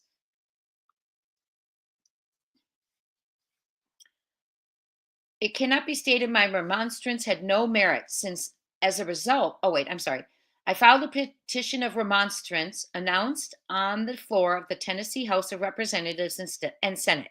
In my remonstrance, I included proposed articles of impeachment for Judge Thompson. I cannot be stated by my remonstrance had no merit. It cannot be stated it had no merit. Since as a result of my remonstrance, the General Assembly abolished and reconstituted the Tennessee Board of Judicial Conduct. So they changed it, removing almost a dozen corrupt judges who had for years been protected corrupt judges like Judge T. So they had a dozen judges that they were protecting up until 2019. Unfortunately, our General Assembly would not even consider the evidence of Judge T's corruption or my proposed articles of impeachment against him. In April of 23, I petitioned the Sumner County Commission to review the evidence against Judge Joe T. of crimes committed in office. I was asking the Sumner County Commission that if warranted based on review of the evidence, for the commissioners to recommend to the General Assembly the impeachment or removal of Judge Joe T. After almost 20 minutes discussion of my petition, 20% decided in my favor and wanted to hear my testimony. 80% did not want to hear my testimony or would not even consider the evidence against him. September 19th, 2024, 3 months ago, News Channel 5 Nashville posted an article titled "Conspiracy Theorists Threaten Retaliation Against Tennessee Judge, District Attorney, TBI Agents." From the News Channel 5 article, quote, "The Millersville Police Department and Sean T. Aylor became the focus of a TBI investigation this summer following questions raised by Channel 5 News Investigates." And we saw that going down. September 11th podcast, Fincham accused Judge T of being, quote, "involved in groups that are affiliated with the housing industry and the money laundering scheme that has been funding everything from local races, ... all the way up to Letitia James and Fannie Willis and those individuals who are attacking President Trump. So he ties in the housing industry and the money laundering scheme, all of which X is mentioning. Okay. He's been trying for years to get this judge out, and they will not look at the evidence. They don't read the documents submitted. Although the News Channel 5 article refers to Judge T's accusers as conspiracy theorists, so now they're starting to say anyone accusing him is a conspiracy theorist. Does that sound familiar? It would not surprise me that Judge Joe is involved in groups that are affiliated with the housing industry and the money laundering scheme that has been funding everything. In Sumner County, there are homes ranging in value from $250,000 to $400,000 that have liens on them in the tens of millions of dollars. These homes are being bundled as collateral for multi-million-dollar loans, which smacks of a money laundering scheme to me, and it would not surprise me in the least if Judge T were involved in that. He is a corrupt judge. It has been easily proven if someone invested with the powers of government would consider the evidence. Okay? So because of the work I've been doing to have Judge Thompson impeached, many of the victims of his corruption seek me out, tell their stories, and provide me their evidence. So you know, I have forwarded this to At Night and all of them so they know if that's what they're looking at, this is a person who might be their ally because he's already done a lot of research. Okay? We're going to be putting together a petition is what we talked about to help this guy out. Wait, Nick put out a video out last night about SF. Okay, is it on YouTube channel? Yeah, there's a lot going on with SF, you all. So I did report this. I submitted it because remember they were talking about all these officials. So I have submitted that. Well, Austin, the thing of it is they do have a family member who builds homes, a realtor, things like that. So I kind of wonder if I'm kind of going the other direction. It seems unlikely to me, but now that they're putting forth some of the players that might be involved. Yes, her own. Julie, she's on her own. I can show it to you all. She closed out all her comments, though. Let me say something. I think I have a thank you to say. One moment. Shining Star, thank you so much for growing our family. 1 Crime Time Buzz membership, and if you receive it, please say thank you to Shining Star. And Shining Star, I appreciate your generosity in growing our family. And Nina Drew, your generosity and Justice for Crystal and June. And Panda Bear's Mom, 1971, and NJ's, thank you all so much. Okay, so I was just going to do something. What was I going to say? Yes, they do. Okay, I have and I know that they own 5 in the gated community with Plantation Way, 2 on Plantation Way, 3 on Plantation Boulevard. So they have a lot of homes. Hi, Scranton Strangler. We're just reading the updates, catching up on things. We're reading the updates. They're going to be releasing information soon, and it's going to keep coming and coming. Freedom Church, yes. Look, oh, that's what I was going to show you. Absolutely need to show you because the Freedom Church pastor, one of them, TF, is connected with Greg Locke, who believes you can. Yes, Summer, Dawn B, I am hoping as they bring this down, it could lead to Summer and others. Even if I'm just hoping. Because regardless, if this is where Sebastian is, this ring needs to be taken apart in Sumner County, right? But let me go ahead, hold for 1 second. I want to show you Greg Locke and what he believes about autistic kids and epileptic kids and kids with behavior issues. He was, as a child, sent to a troubled teen institute. These troubled teen institutes are horrible, most of them. Let me get you Greg Locke and autism. Hold on. And epilepsy.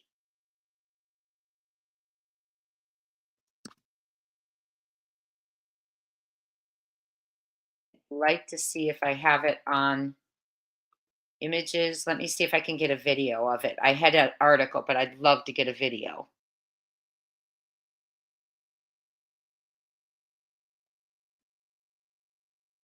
Okay. We are going to watch this.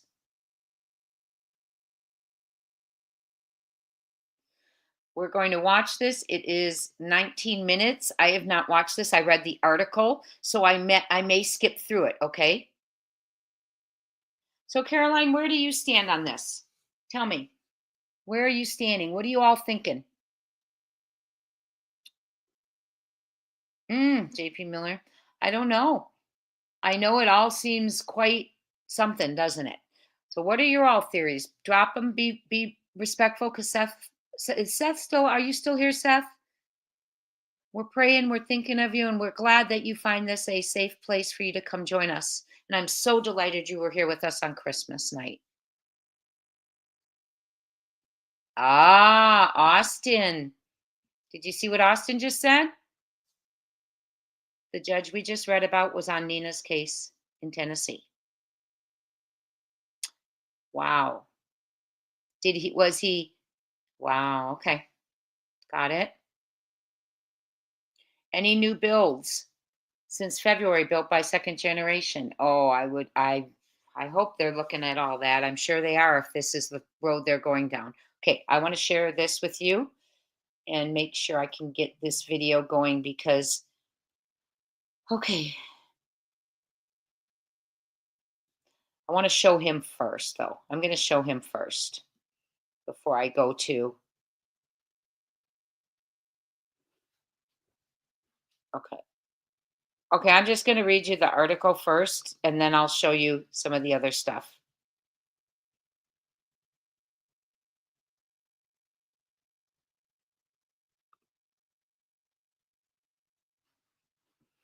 There it is. Okay. So, Baptist News Global. Greg Locke is a pastor in Tennessee. He is with Global Vision now. He has a connection to a pastor. Let me share it with you. He has a connection to a pastor, TF. You know he's a true crime YouTuber at Freedom Church. And they have a connection. And here is what Greg Locke thinks about kids with disabilities, anger issues, behavior issues. Here's what he thinks you should do with them. This is a huge trigger warning. Huge trigger warning. Many of us I have an autistic grandchild. Many of you do. You have autistic children, students. This is huge. This is a trigger warning. But I want to show you what the mentality is when we know that these people send kids to these institutes. Okay? Don't forget that family supposedly built and sold Craddock's house. Thank you, Della. Yeah, also, I'm hearing that Craddock was a Freemason. So we need to look into that too. Okay, so let's keep going. And this guy is with Global Vision Church in Tennessee. He is buddies with TF. He knows him. However, 3 weeks ago, 2 weeks ago, when you Googled them, you could see a connection between them. Now, most of it's gone. Also on TF's YouTube channel now, all his youth pastor stuff is off of there and his church stuff. Very interesting that happened in the last week or so. Okay, so we're going to read this. He's connected. Freedom Church pastor is buddies with this guy. Okay, pastor buddies or whatever. Shame on you, Pastor Greg Locke, for saying autism is demon possession. That's how he thinks. So they send these kids to troubled teen institutes to abuse it out of them. I grew up hearing that mental health disorders and illnesses of every kind were evil because I was told these things from an isolated world of fundamentalist Christianity. I was not surprised to see Pastor Locke's sermon suggesting autism, epilepsy, and other mental health disorders are actually demon possession. I've heard this countless times while sitting in the pews of independent fundamental Baptist churches. A screaming child was said to be a rebellious child who the devil was using. I recall the preachers saying often, "How many lost souls did those tantrums lead into hell?" Berating children and the parents who tried to calm them in the process. Locke has been controversial for some time now. I admit he fell off my radar because I wasn't interested in a preacher who utilized what is much of the same talking points as the Independent Fundamental Baptist Church. He is former Independent Fundamental Baptist Church, graduating, okay. His hateful rhetoric, his antics, and his ignorance on health speak to the fact that he has yet to remove himself fully from fundamentalism, the same brand of fundamentalism that has mentally and spiritually injured so many who sat under preachers just like him. I'm not sure, last time I clicked on this, the video wasn't available, so we'll look. Okay? His controversial sermon, Desperate for Deliverance, went viral, and the comment section blew up Christians and non-Christians alike. Followers of Locke defended the preacher. Some current followers became former followers, and many parents of children with autism, epilepsy, and loved ones with mental health disorders shared how hurtful the preacher's words were. But in spite of this, Locke stood firm, defending his ignorant interpretation of the Bible and not offering an apology to parents or loved ones by his hurt statements. Okay, we're going to try and click on it, but I think they've taken it down. Oh, yeah, I thought so. See, video no longer available. So that is the kind of people that know many Panthers. So what this is their pastor, one of their pastors at Freedom Church, and I'll share something with you all. I wasn't going to do it, but I'll share it if I can find it. One of their pastors at Freedom Church, hit favorites, is associated with this pastor who believes any sort of a autism, epilepsy, mental health is from the devil. Okay? And the pastor from Freedom Church is associated with this guy. Freedom Church is where Sebastian's family allegedly went. Let me see if I can find what I'm looking for. It's a photo. And so it's concerning to, here it is. I'm going to show it to you.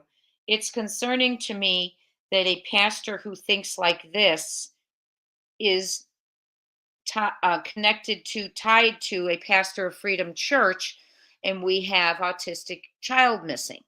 Okay. Judge Render, thank you, Samar. But I'm going to share something with you. And like I told you, it concerned me a lot because of the fact that it has a green heart. So it really bothered me. Here we go. Oh, you have the video? Oh, thank you. We are going to watch Greg Locke. Thank you so much. The person who just sent that to me, you know who you are. 1 second. I'm just going to pull this image that I just got out for you, and I want you to tell me what you think. I'm going to enlarge it.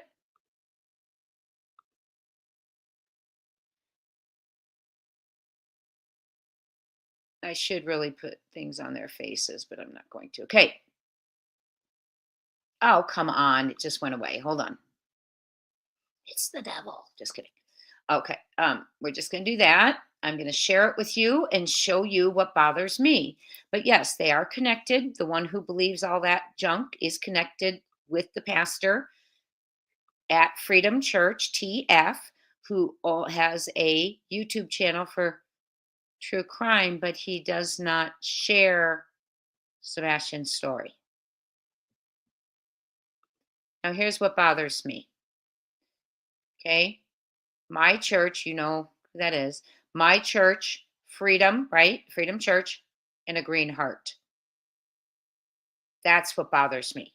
Why did they put a green heart there? It just really makes me nervous. I know I might be reading into things, but right now we need to read into everything, right? I know. I'm worried too, Maria. Especially the green heart here. That just bothers me that they chose green. Okay.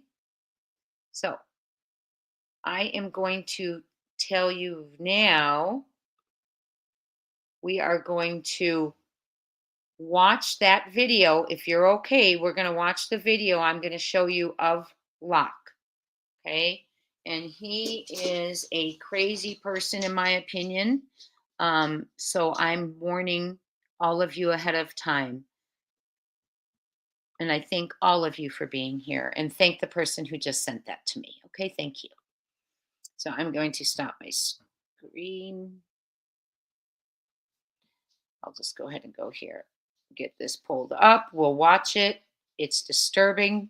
But while you're watching it, I want you to think, is this the kind of person that could be involved with this, what we're dealing with, right? That's what I want you to ask yourself.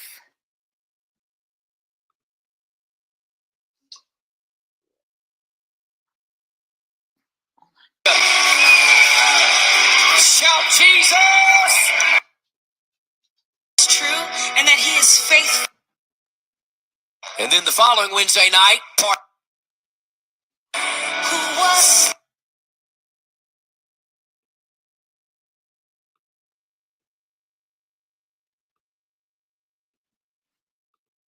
which is not the intention in this originality of my heart of what I was going to be speaking on today, but Wednesday changed the game in our church as we began part one of preaching on deliverance from demons.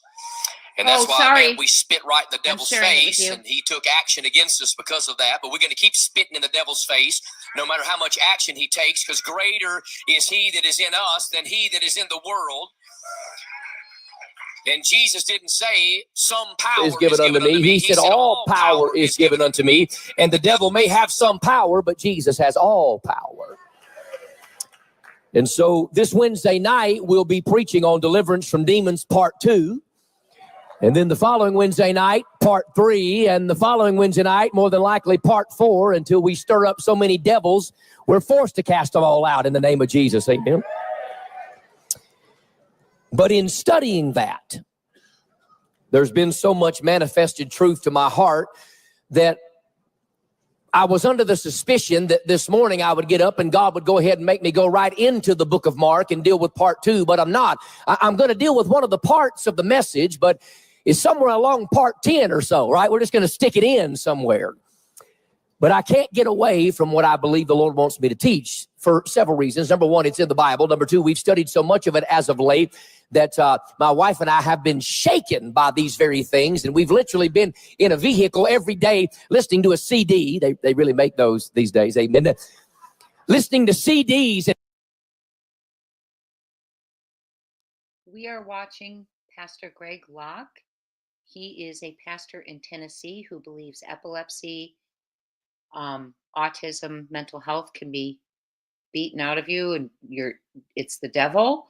And he is connected. He knows the pastor of the church, Freedom Church, where Sebastian's family apparently attends. So a pastor who's a true crimer who doesn't cover Sebastian's case. Very interesting. Not saying anything about it, but we are watching this because this man believes that they are of the devil. Even a child who fusses is of the devil. And that's why we're watching this. I'm really sorry if it's a religious and you're not a religious person. Just try and get through what he's saying about autism, because I haven't watched it first, so I don't have just a time clip for you. Thank you for being here. Please give a thumbs up.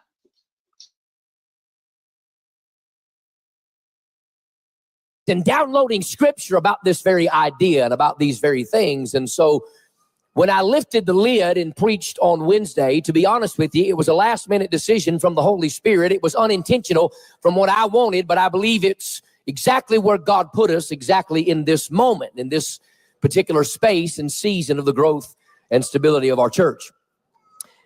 So I want to preach along those lines today, but much more practically. I'm not going to preach a long time, but I'm going to take my time, if that makes sense, because there's some things that we need to unpackage. And so I know a lot of you are here from a long ways. If you are not from the great state of Tennessee, as a matter of fact, I want you to stand just for a minute. Years that did not give one flip of a wooden nickel about anything that had to come out of his mouth. The nation of Israel, the people of Judah, had corrupted themselves to the place that you would resurrect something on the inside of each and every person that hears this message, both now live and those watching and those that will watch later. Captivate our hearts. Fill us with a desire to be so fully submissive to the things of God that we will no longer overlook the areas of our life that we have tucked away in a corner somewhere, but today you would begin the revelation process and we would get desperate for deliverance. And we thank you for how you're about to move in this place. In the mighty name of the Lord Jesus, and all of God's people shout it out. The book of Jeremiah is one of the strangest theological books in the entirety of the Bible for this reason. There's a man named Jeremiah that was called by the Lord at the age of 15 to preach to a nation for 40 plus years that did not give one flip of a wooden nickel about anything that had to come out of his mouth. The nation of Israel, the people of Judah, had corrupted themselves to the place that for 40 plus years, if you look in the book of Jeremiah and you look in the funeral dirge or the 5 chapters of the book of Lamentations, you will find merely a handful of people that we would consider to be true blue, dyed-in-the-wool converts of the message that Jeremiah had to preach. Because Jeremiah's message was not casual, willy-nilly, just come to the Lord and all of your dreams will be fulfilled. Every day's a Friday. He had a message of repentance to the people of God. I can't listen to him. I just want to find out where he talks about the autism, because he's just triggering. Let me see if he gets into it here. Because we fired up enough, we go into a whole new level. This right here's a blank canvas for the power of God to fall in this place. He can write on it what he wants. Doctrines of devils. That is, the Bible says that not to bear false witness against your neighbor. But then I read 4 times in the Bible that the Word of God says that they had a lying spirit. That one woman that came to Jesus and Jesus healed her, the Bible said before he healed her, she had a spirit of infirmity. So here's what I've heard all my life. You see how I'm slowing things down. It's on purpose. All my life is what I've heard.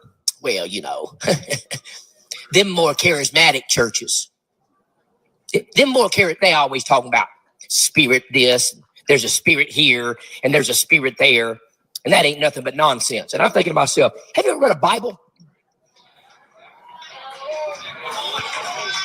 Because I've been reading the Bible so much here lately, it's making me dangerous about some stuff. Yeah, it sure is. Because I just can't willy-nilly go back and say, well, you know, I didn't mean to see that. No, once you see it, you can't unsee it. I'm going to stop this guy. He's just right now. You ever see one of them pictures? You're like, oh, I don't want to see that. I can't unsee that. Oh, I can't watch him. Someone said, yeah, be cordial. Someone just said,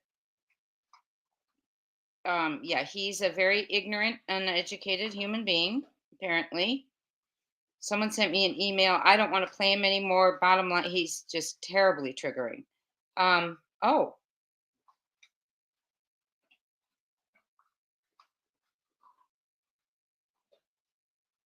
Okay, I will read this. I have it, Women's Warrior. Thank you for sending this. I will absolutely read that.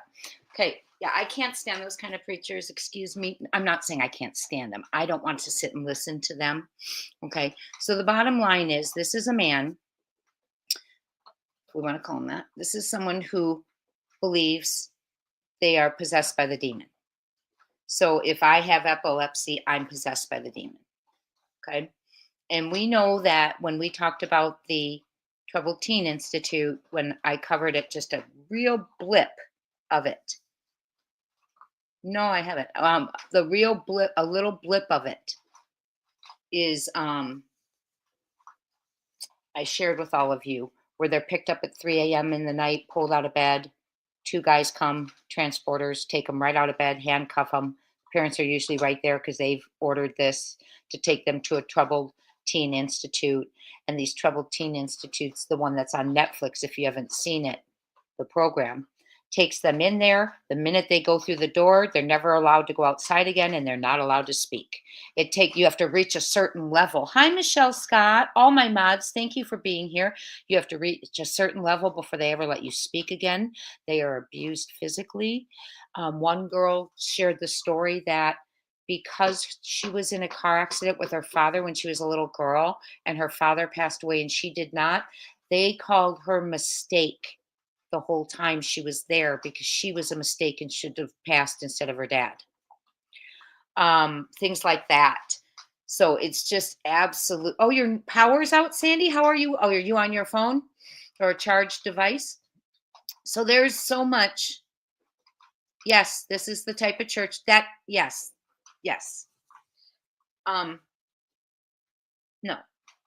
No, let me explain. So I don't want anyone to be confused. Greg Locke is a pastor of a church called Global Vision. Their services were intense, and they got so much noise complaints from the community. They just now have moved it recently into a building. Okay. He knows and is associated with the pastor, Tyler F. I'm not going to say his full name, at Freedom Church. Tyler F. was a youth pastor. I don't know if he still is. I stopped watching him. I watched him before I had a channel when Gabby Petito was going on. But he was a youth pastor, okay? And then now he just says he's a pastor, but he, like 3 weeks ago, I was doing my own research before they ever brought up Tyler on X. I was doing my own research, and it led me back to T's true crime page. And I, was looking at his youth groups. He has a lot of videos with his youth groups, doing little things like challenges and this and that. And he had church services up there. But when I went back, none of that was there. So I thought that was weird. After Nick put his name out there, none of that stuff is there anymore. So the pastor of Freedom Church knows this guy, Greg Locke, who believes that about autism, epilepsy, mental health. He's not a youth pastor anymore. He was for a while, yes. And he does actually, he had like youth nights on there and stuff. But yeah. So they're not at the same church, but Greg Locke is associated or friends with or pastoring friends with Tyler F., who is a pastor at Freedom Church, which is where the family goes, and you saw the green heart. The green heart is terrifying for me. I don't know.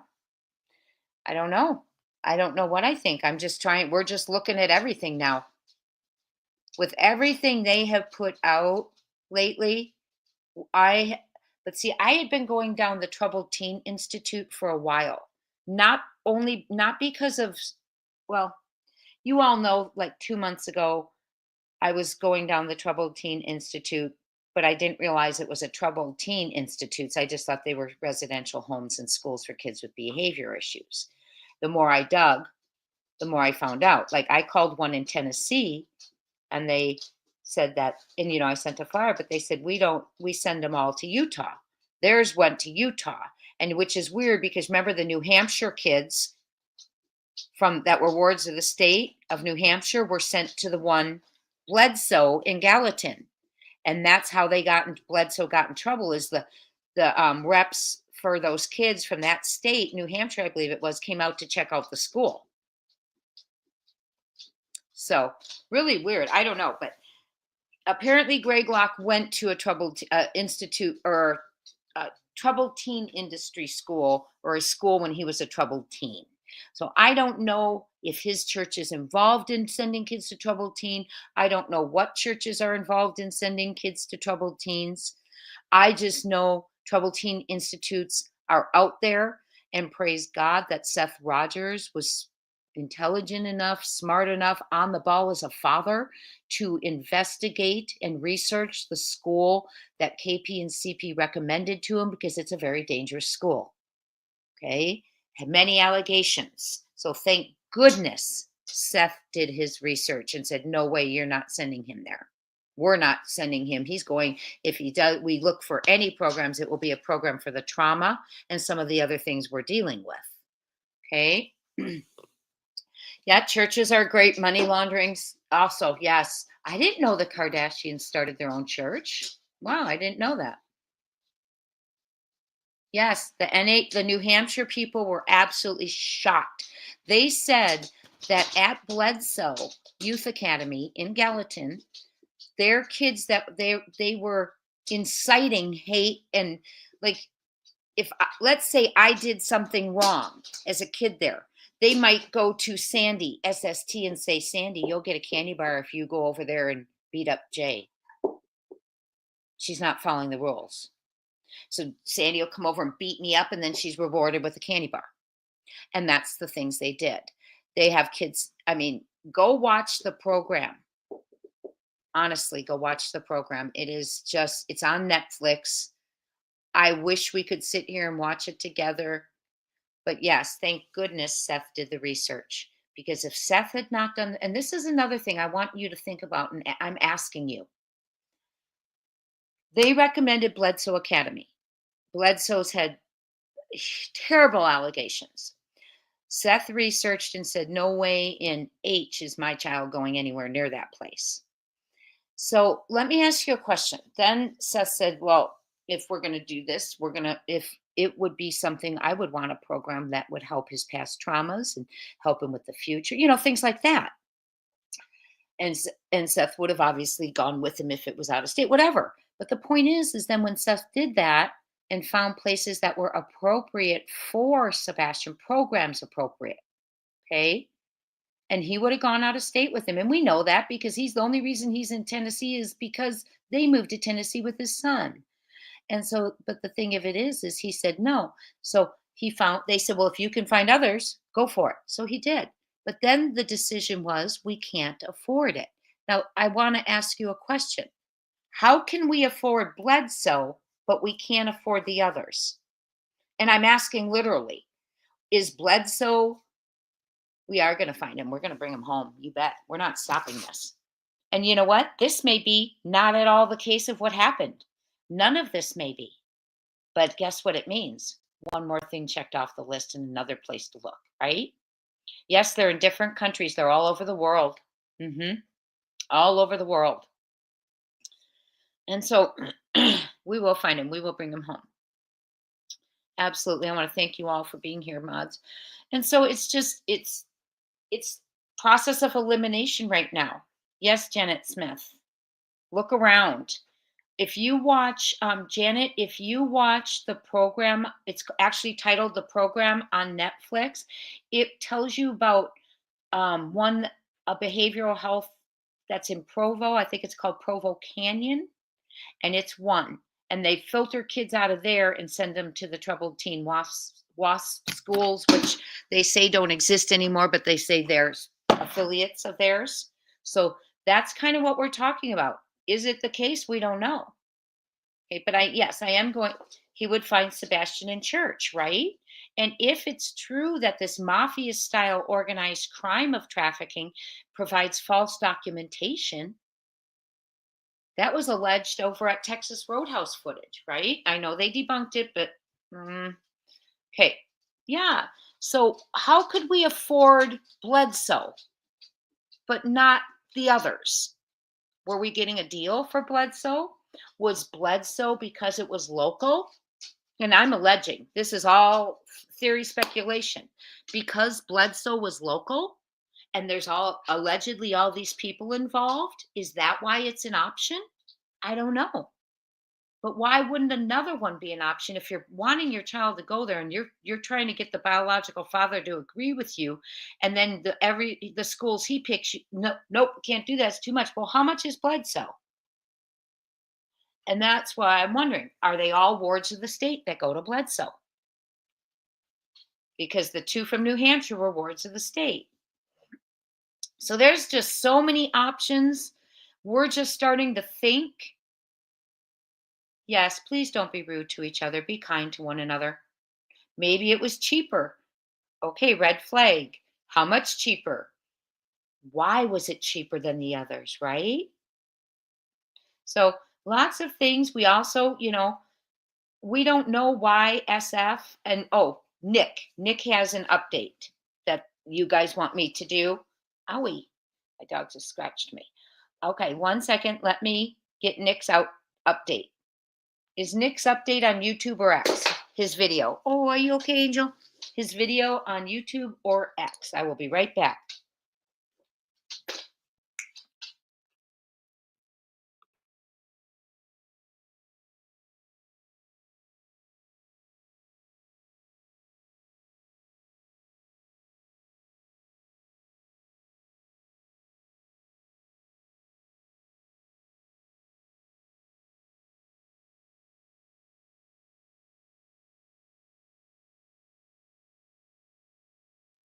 We'll see if he is on YouTube or X, and then we'll check for updates before we sign off. Hold on 1 second here. Is he on YouTube or X? Did you guys say? No. You know what? Don't let bad people keep you from God. There's bad people in everything, right? Thank you, Michelle.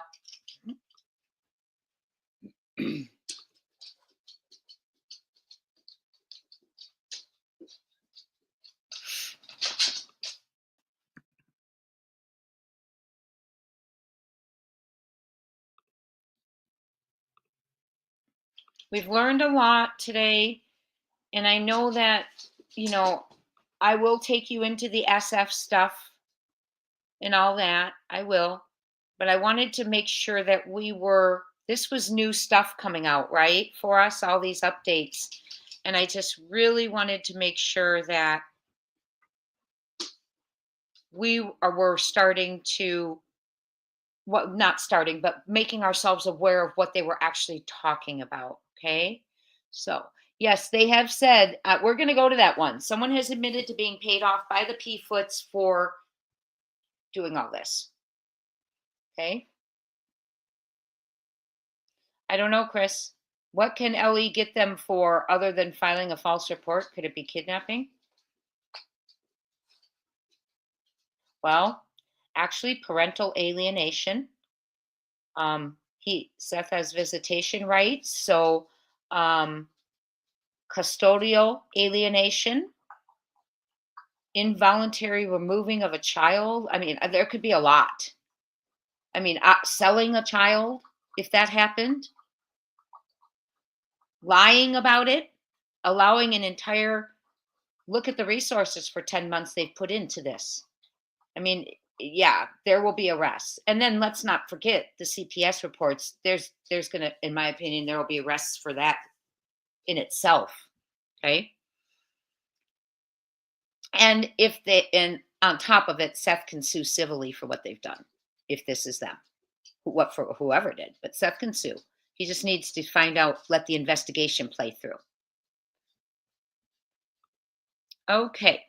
So let's see what Nick's got. 40 minutes ago. Bailey's saved.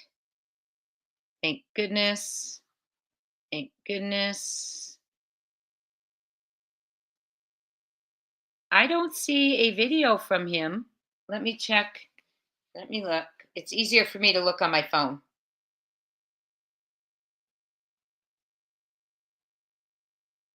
Let me check. It's easier for me to look on my phone. Okay, that's the Amber Alert, Amber Alert, Amber Alert. Daniela.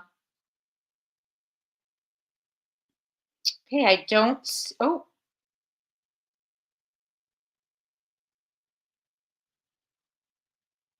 Nope.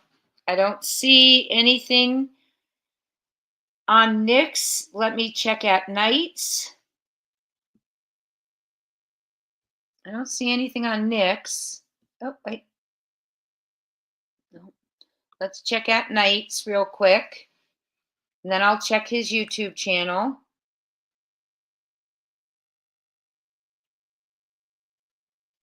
At Night doesn't look like they have anything new. We're going to get the information, but I do want you to see the one about Fisher. So I am going to show you this one. Okay. And that was 8 hours ago. And I did share with you in the next 72 hours, they are going to be sending out information. Boom, boom, boom. We're going to be getting it. It will not be redacted. And the reason they are doing that is because of the misinformation going out. They have to show the real information. So here we go. This is interesting. At Night has discovered that Steve SF, a self-proclaimed investigator, now that's interesting, self-proclaimed investigator retained by the P-Foots, repeatedly asserts his ongoing communication with the TBI and Sumner County. He claims to have received briefings from them. One of the most recent false claims made by Mr. Fisher is, during discussions with the TBI and Sumner County Sheriff's Office yesterday, we were informed that copies of the surveillance footage were provided to an unlicensed investigation agency led by Dog the Bounty Hunter and At Night Media, who are filming a reality show over the past few days. They have been publicly vocal about possessing this footage. My clients have asked me to reach out to you in hopes of having a cordial conversation regarding the matter. As you can imagine, they are under tremendous stress and pressure. They do not want to add, they do not want to add to that. Officials have confirmed that these claims are false. So officials have affirmed he did not speak to TBI in Sumner County. Now, we have to pay attention because what might be coming real soon for this. Officials have confirmed that these claims are false. They have not, nor will they, share any investigative material with Mr. SF or any outside parties during an ongoing criminal investigation. These posts are purportedly made to self-promote credibility and enhance the perceived value of his posts, but they lack any substantiation.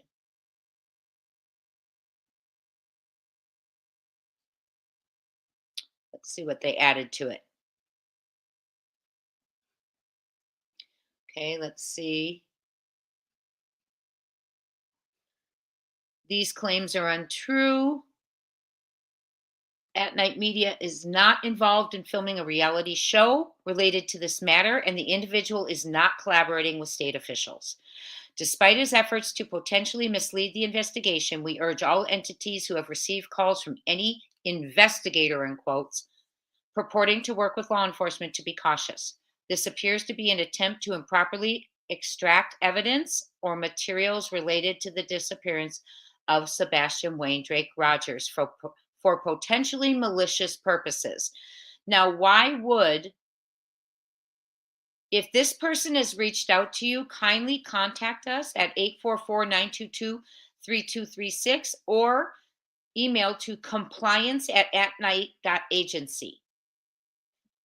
Also, if you see any hate or misinformation, you are to send it to litigation@manhunts.one, and I will get that out for you too. Let's see what else. Oh, this is it. Okay. Now, they have been calling, let me make sure it's said in here and I'm not. They've been calling, yes, okay. At Night Private Intelligence is responding. They're calling this parole officer. Is responding to troubling escalation of threats, harassment. This was issued yesterday. And coordinated attempts to derail all ongoing efforts to locate Sebastian Rogers. So there's two. Why would they be going to this kind of hate to not locate him? And that's where you have to think about it. Is it because they don't want to be charged with unaliving? Or is it because they don't want him found because of it's a ring? Why would they fire up like this?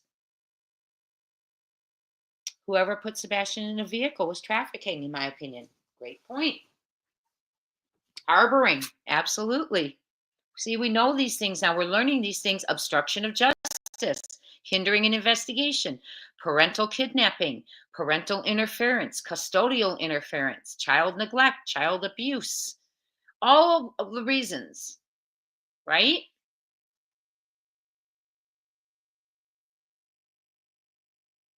You emailed me a video from HS. Okay.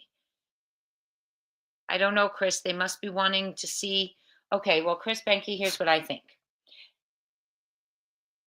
And let's all pay attention to Chris's questions as they come in repeatedly. Chris, what I think is they can get him for abuse right now. What I think is the narcissism that's involved, Chris, is so stellar and like classic to be studied for years that it's a golden nugget when he gets up on those panels like he did for Elevated Truth, right? He's a golden nugget of narcissist that can't control himself, in my opinion. But we can keep answering those questions. Hindsight. Gotcha. Thank you. Heading there now. But I also want you guys to see this because I'll go to hindsight after. I want to show you guys this. Okay, so they are sending in threatening emails, harassment campaigns designed to intimidate at night their employees, disrupt government operations, and mislead the public. At Night remains undeterred in its mission to expose these individuals and hold them accountable. They were offering a $2,000 reward, everyone, for information that leads to the misinformation and hate campaigns, and they are including creators. And it is now $4,500.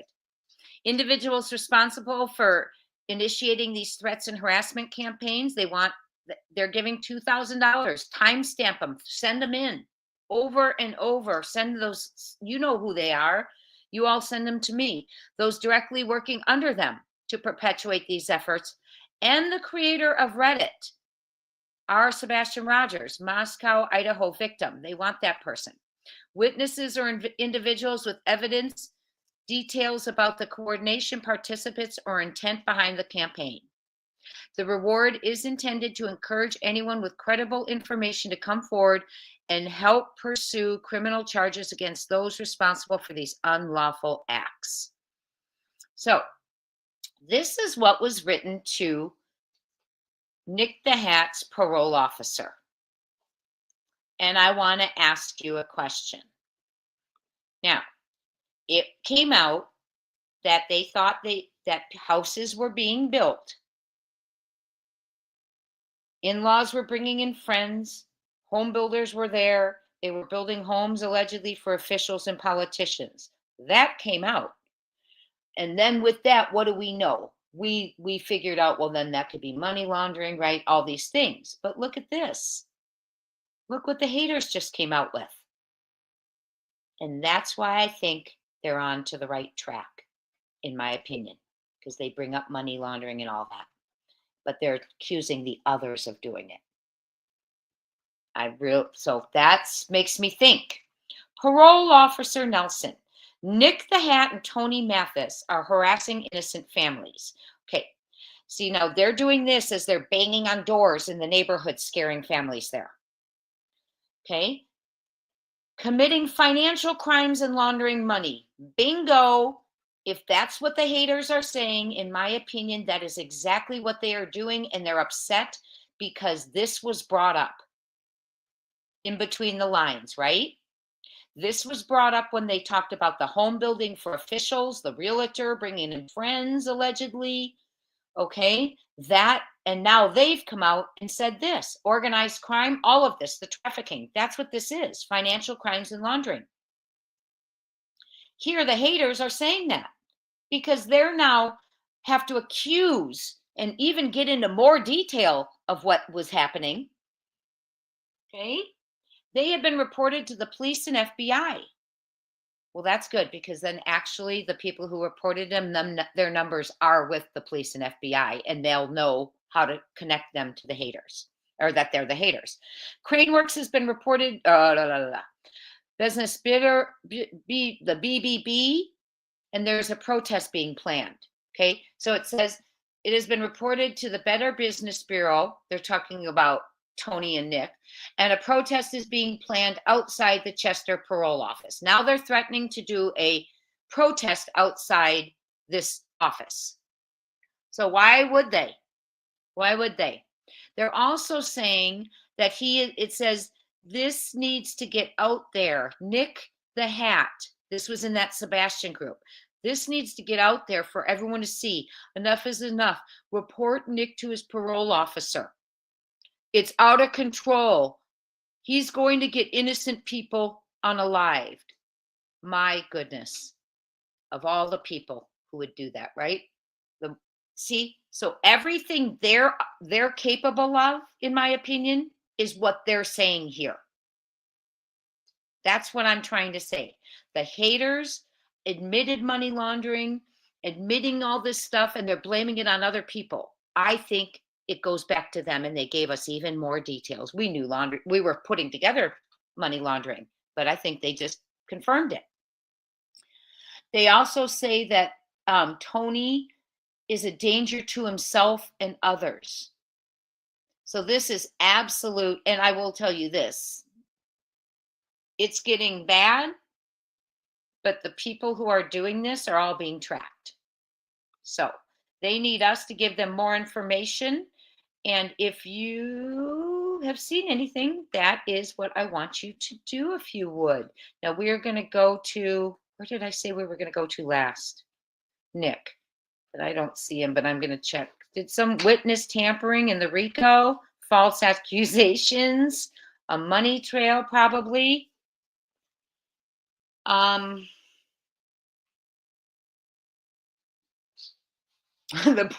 the parole officer know him as Nick the Hat? That's actually great. That's a good point.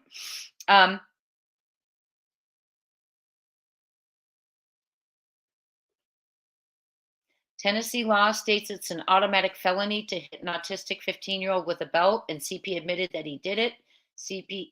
To CPS and on national TV, period. Yes, Stella, you got it. Yep. Well, now is when they need to be reported to at night, and they want you to send it to litigation. Hold on.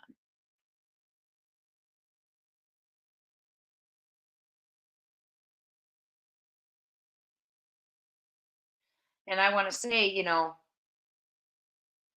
I am going to say one thing. They're afraid. And when they give us that detail, like about money laundering, that detail wasn't in the X updates. That's why it concerns me. And when they have the audacity to say those things about Nick and Tony, and I'm just going to tell you from my personal experience, I can tell you what I have learned from working with Tony and Nick. First of all, well, let me start with Nick. Nick put his life on hold to help look for this Sebastian Wayne Drake Rogers and many other people, by the way. He's helped in many things. That is a person with good intent.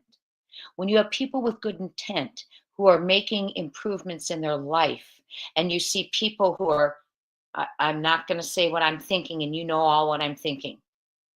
Okay, I've said it before. We're classy here, not trashy. But when you got trash, I guess I said it. When you got trash who's trying to bring down people who are looking for a child, you have to really look at that. Okay? Now, I can tell you I have communicated with Nick in text back and forth. He has an eye for detail. He's good. And they're scared of him. That's why they make fun of him. That's why they're saying this to him. Okay? Then Tony. I personally have talked to Tony numerous times. You guys saw that I was on the Christmas special or the holiday special with them, and I got to talk to them and share what they've meant to me during this, okay? Tony has put his entire life on hold, practically, he and his family, to stand by Seth Rogers because he has become part of their family, okay? A man who was drowning because people were taking away all of his help. And he stood by him through all of this hate. And now they're trying to go after him. Okay. Personally, Tony we've talked on the phone about many things in the case, and he's given me great advice. Advice that I have taken to heart, and good advice for myself, for the channel, things like that. And I appreciate that. I appreciate his honesty when I speak to him. When he says, now, Jay, this is something I can't share, but here's what I can say. Or, Jay, I'm going to tell you this is confidential. He has such confidential He is very confidential and respectful person. He is not an individual who is going to hurt himself or others. He has a calm personality. He's just, I love talking to him. I'm just going to tell you that. He comes into our chat. He's supportive. He is very professional. I know he mentors a lot of people in his business. And I'm telling you, the things that he has shared with me and the advice, I consider him, you know, someone that I would take mentoring advice from. So these people are ridiculing people who are doing good. And if you look at that, why would people be ridiculing people who are doing good for a missing child? Why wouldn't you want every individual looking? Because you've done something wrong. Something ain't right. And I'm an English teacher, so you never hear me say ain't, but I did it. Okay? They are doing things that is ridiculous. They are, you know, the hate. You know, the absolute hate, the misinformation, the going through the neighborhoods now trying to intimidate. They're following the neighbors' kids now. Okay, all of this going on today alone. Okay, neighbors are there's a neighbor in a hotel room. Why? Why would you do that? If your child's missing and you haven't showed your face and no one has heard your voice, why in the world are you going to neighbors banging on doors? Why are you going to allegedly, thank you, allegedly, everything is allegedly in my opinion, thank you. Why are you blaming Bobby's kids when you know they have nothing to do with it? Because you're looking for a scapegoat. Allegedly hold up the mirror. But all the hate that's coming, there's reasons that there's hate. Okay, they're about to get cuffed, allegedly in my opinion. Okay, they are spreading misinformation. One person has already coughed up the information that they were being paid. That's what the update said by the P-Foots, the parents, not the parents, the stepdad, the one with the 5 CPS reports allegedly, and the mom who hasn't spoken about her child in months, okay, and has pled the 5th. So we have a problem. When they want to protest, when they want to go to people's works, when they want to call families, when they want to do hate towards people who are speaking of a missing child. And we need to report them all. And I'm going to. And I am absolutely going to go in now and we are going to start time stamping videos of misinformation. So, but also Dog the Bounty Hunter. He's giving his time. He and Francie, at night, One World, Hong, all these people. And for some reason, a mother and a stepfather don't want that help. I mean, make it make sense. Okay, so that's interesting.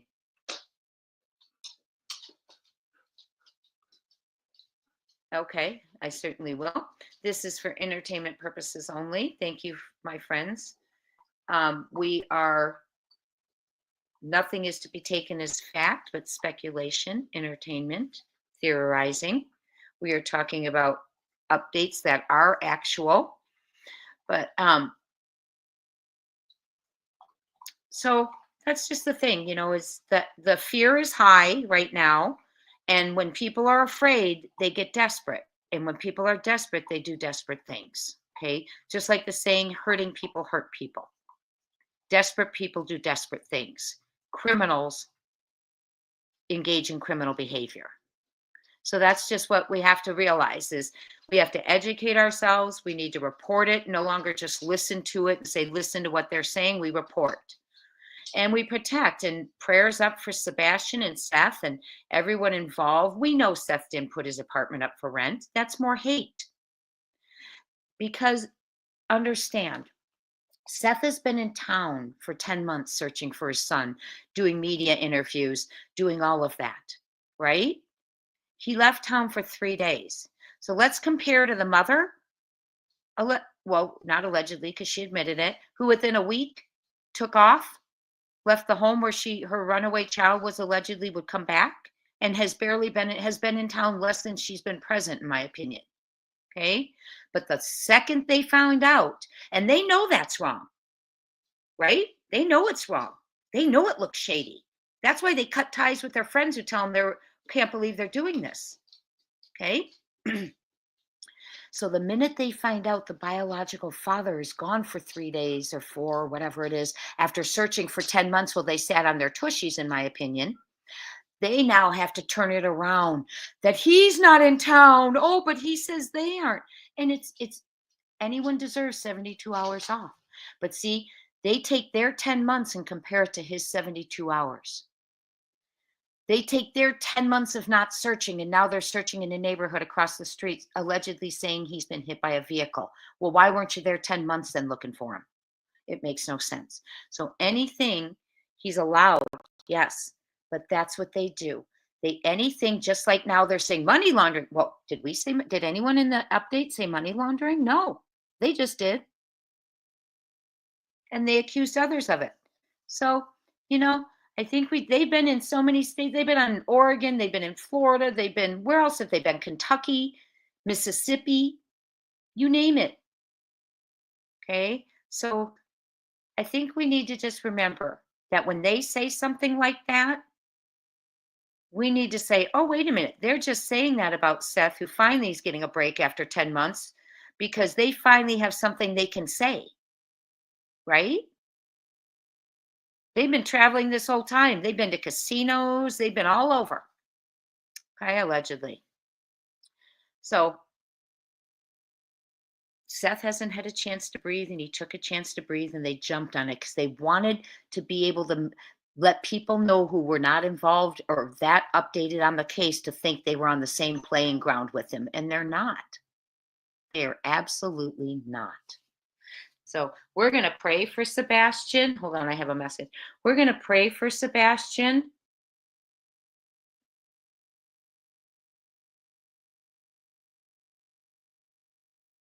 Yeah, and we just have to pray Sebastian home because I think we really are, in my opinion, dealing with dirty. Okay, let me give you another example. Do you recall when, I'm trying to think, remember how deception detectives said you need to have curiosity, right, of what occurred? Curiosity of things that could be theories. And the concern is they don't, right? For instance, do you recall when the North Carolina sighting, the boy, oh my gosh, I truly thought that was Sebastian. I mean, not only did I think it was Sebastian, Seth jumped in the car. He thought it was his son. That picture looked so much like him. And he drove to North Carolina to try to, see what the visitor center and stuff, right? Right? You know that. But here's what's interesting. KP, when asked, said, we're waiting to hear from law enforcement. And CP immediately, right out of the gate, and I know you all know what he said because you guys tell me it, you remind me of it all the time. Okay, he said, it's not him. It's not him. Now, how would a stepfather know off the kick without going and looking at that picture that we all looked at, and by goodness, that looks like Sebastian? And I mean, come on, that's like his doppelganger, like a twin. If I were a mother of a missing child and I saw that photo, and I'm a creator and I've never met Sebastian and I thought it was him. If I was a mother of a missing child, I would be in the car like Seth was and beating it there, racing there because of that resemblance. And hadn't seen your son in months, right? You'd be racing, right? But she was home waiting to hear from law enforcement. And CP says it's not him. How in the world, based on that photo, could you know it wasn't him? There's no way, in my opinion, especially not a step parent who can't stand the kid, in my opinion, allegedly. Okay? According to the neighbors, allegedly. So there's a lot of things there. Remember, it doesn't make sense. What car have they gotten in and driven to for any? Remember when they thought they were over? There's been so many places he's gone to, but they haven't. But to be able to say it's not him with that resemblance is concerning to me.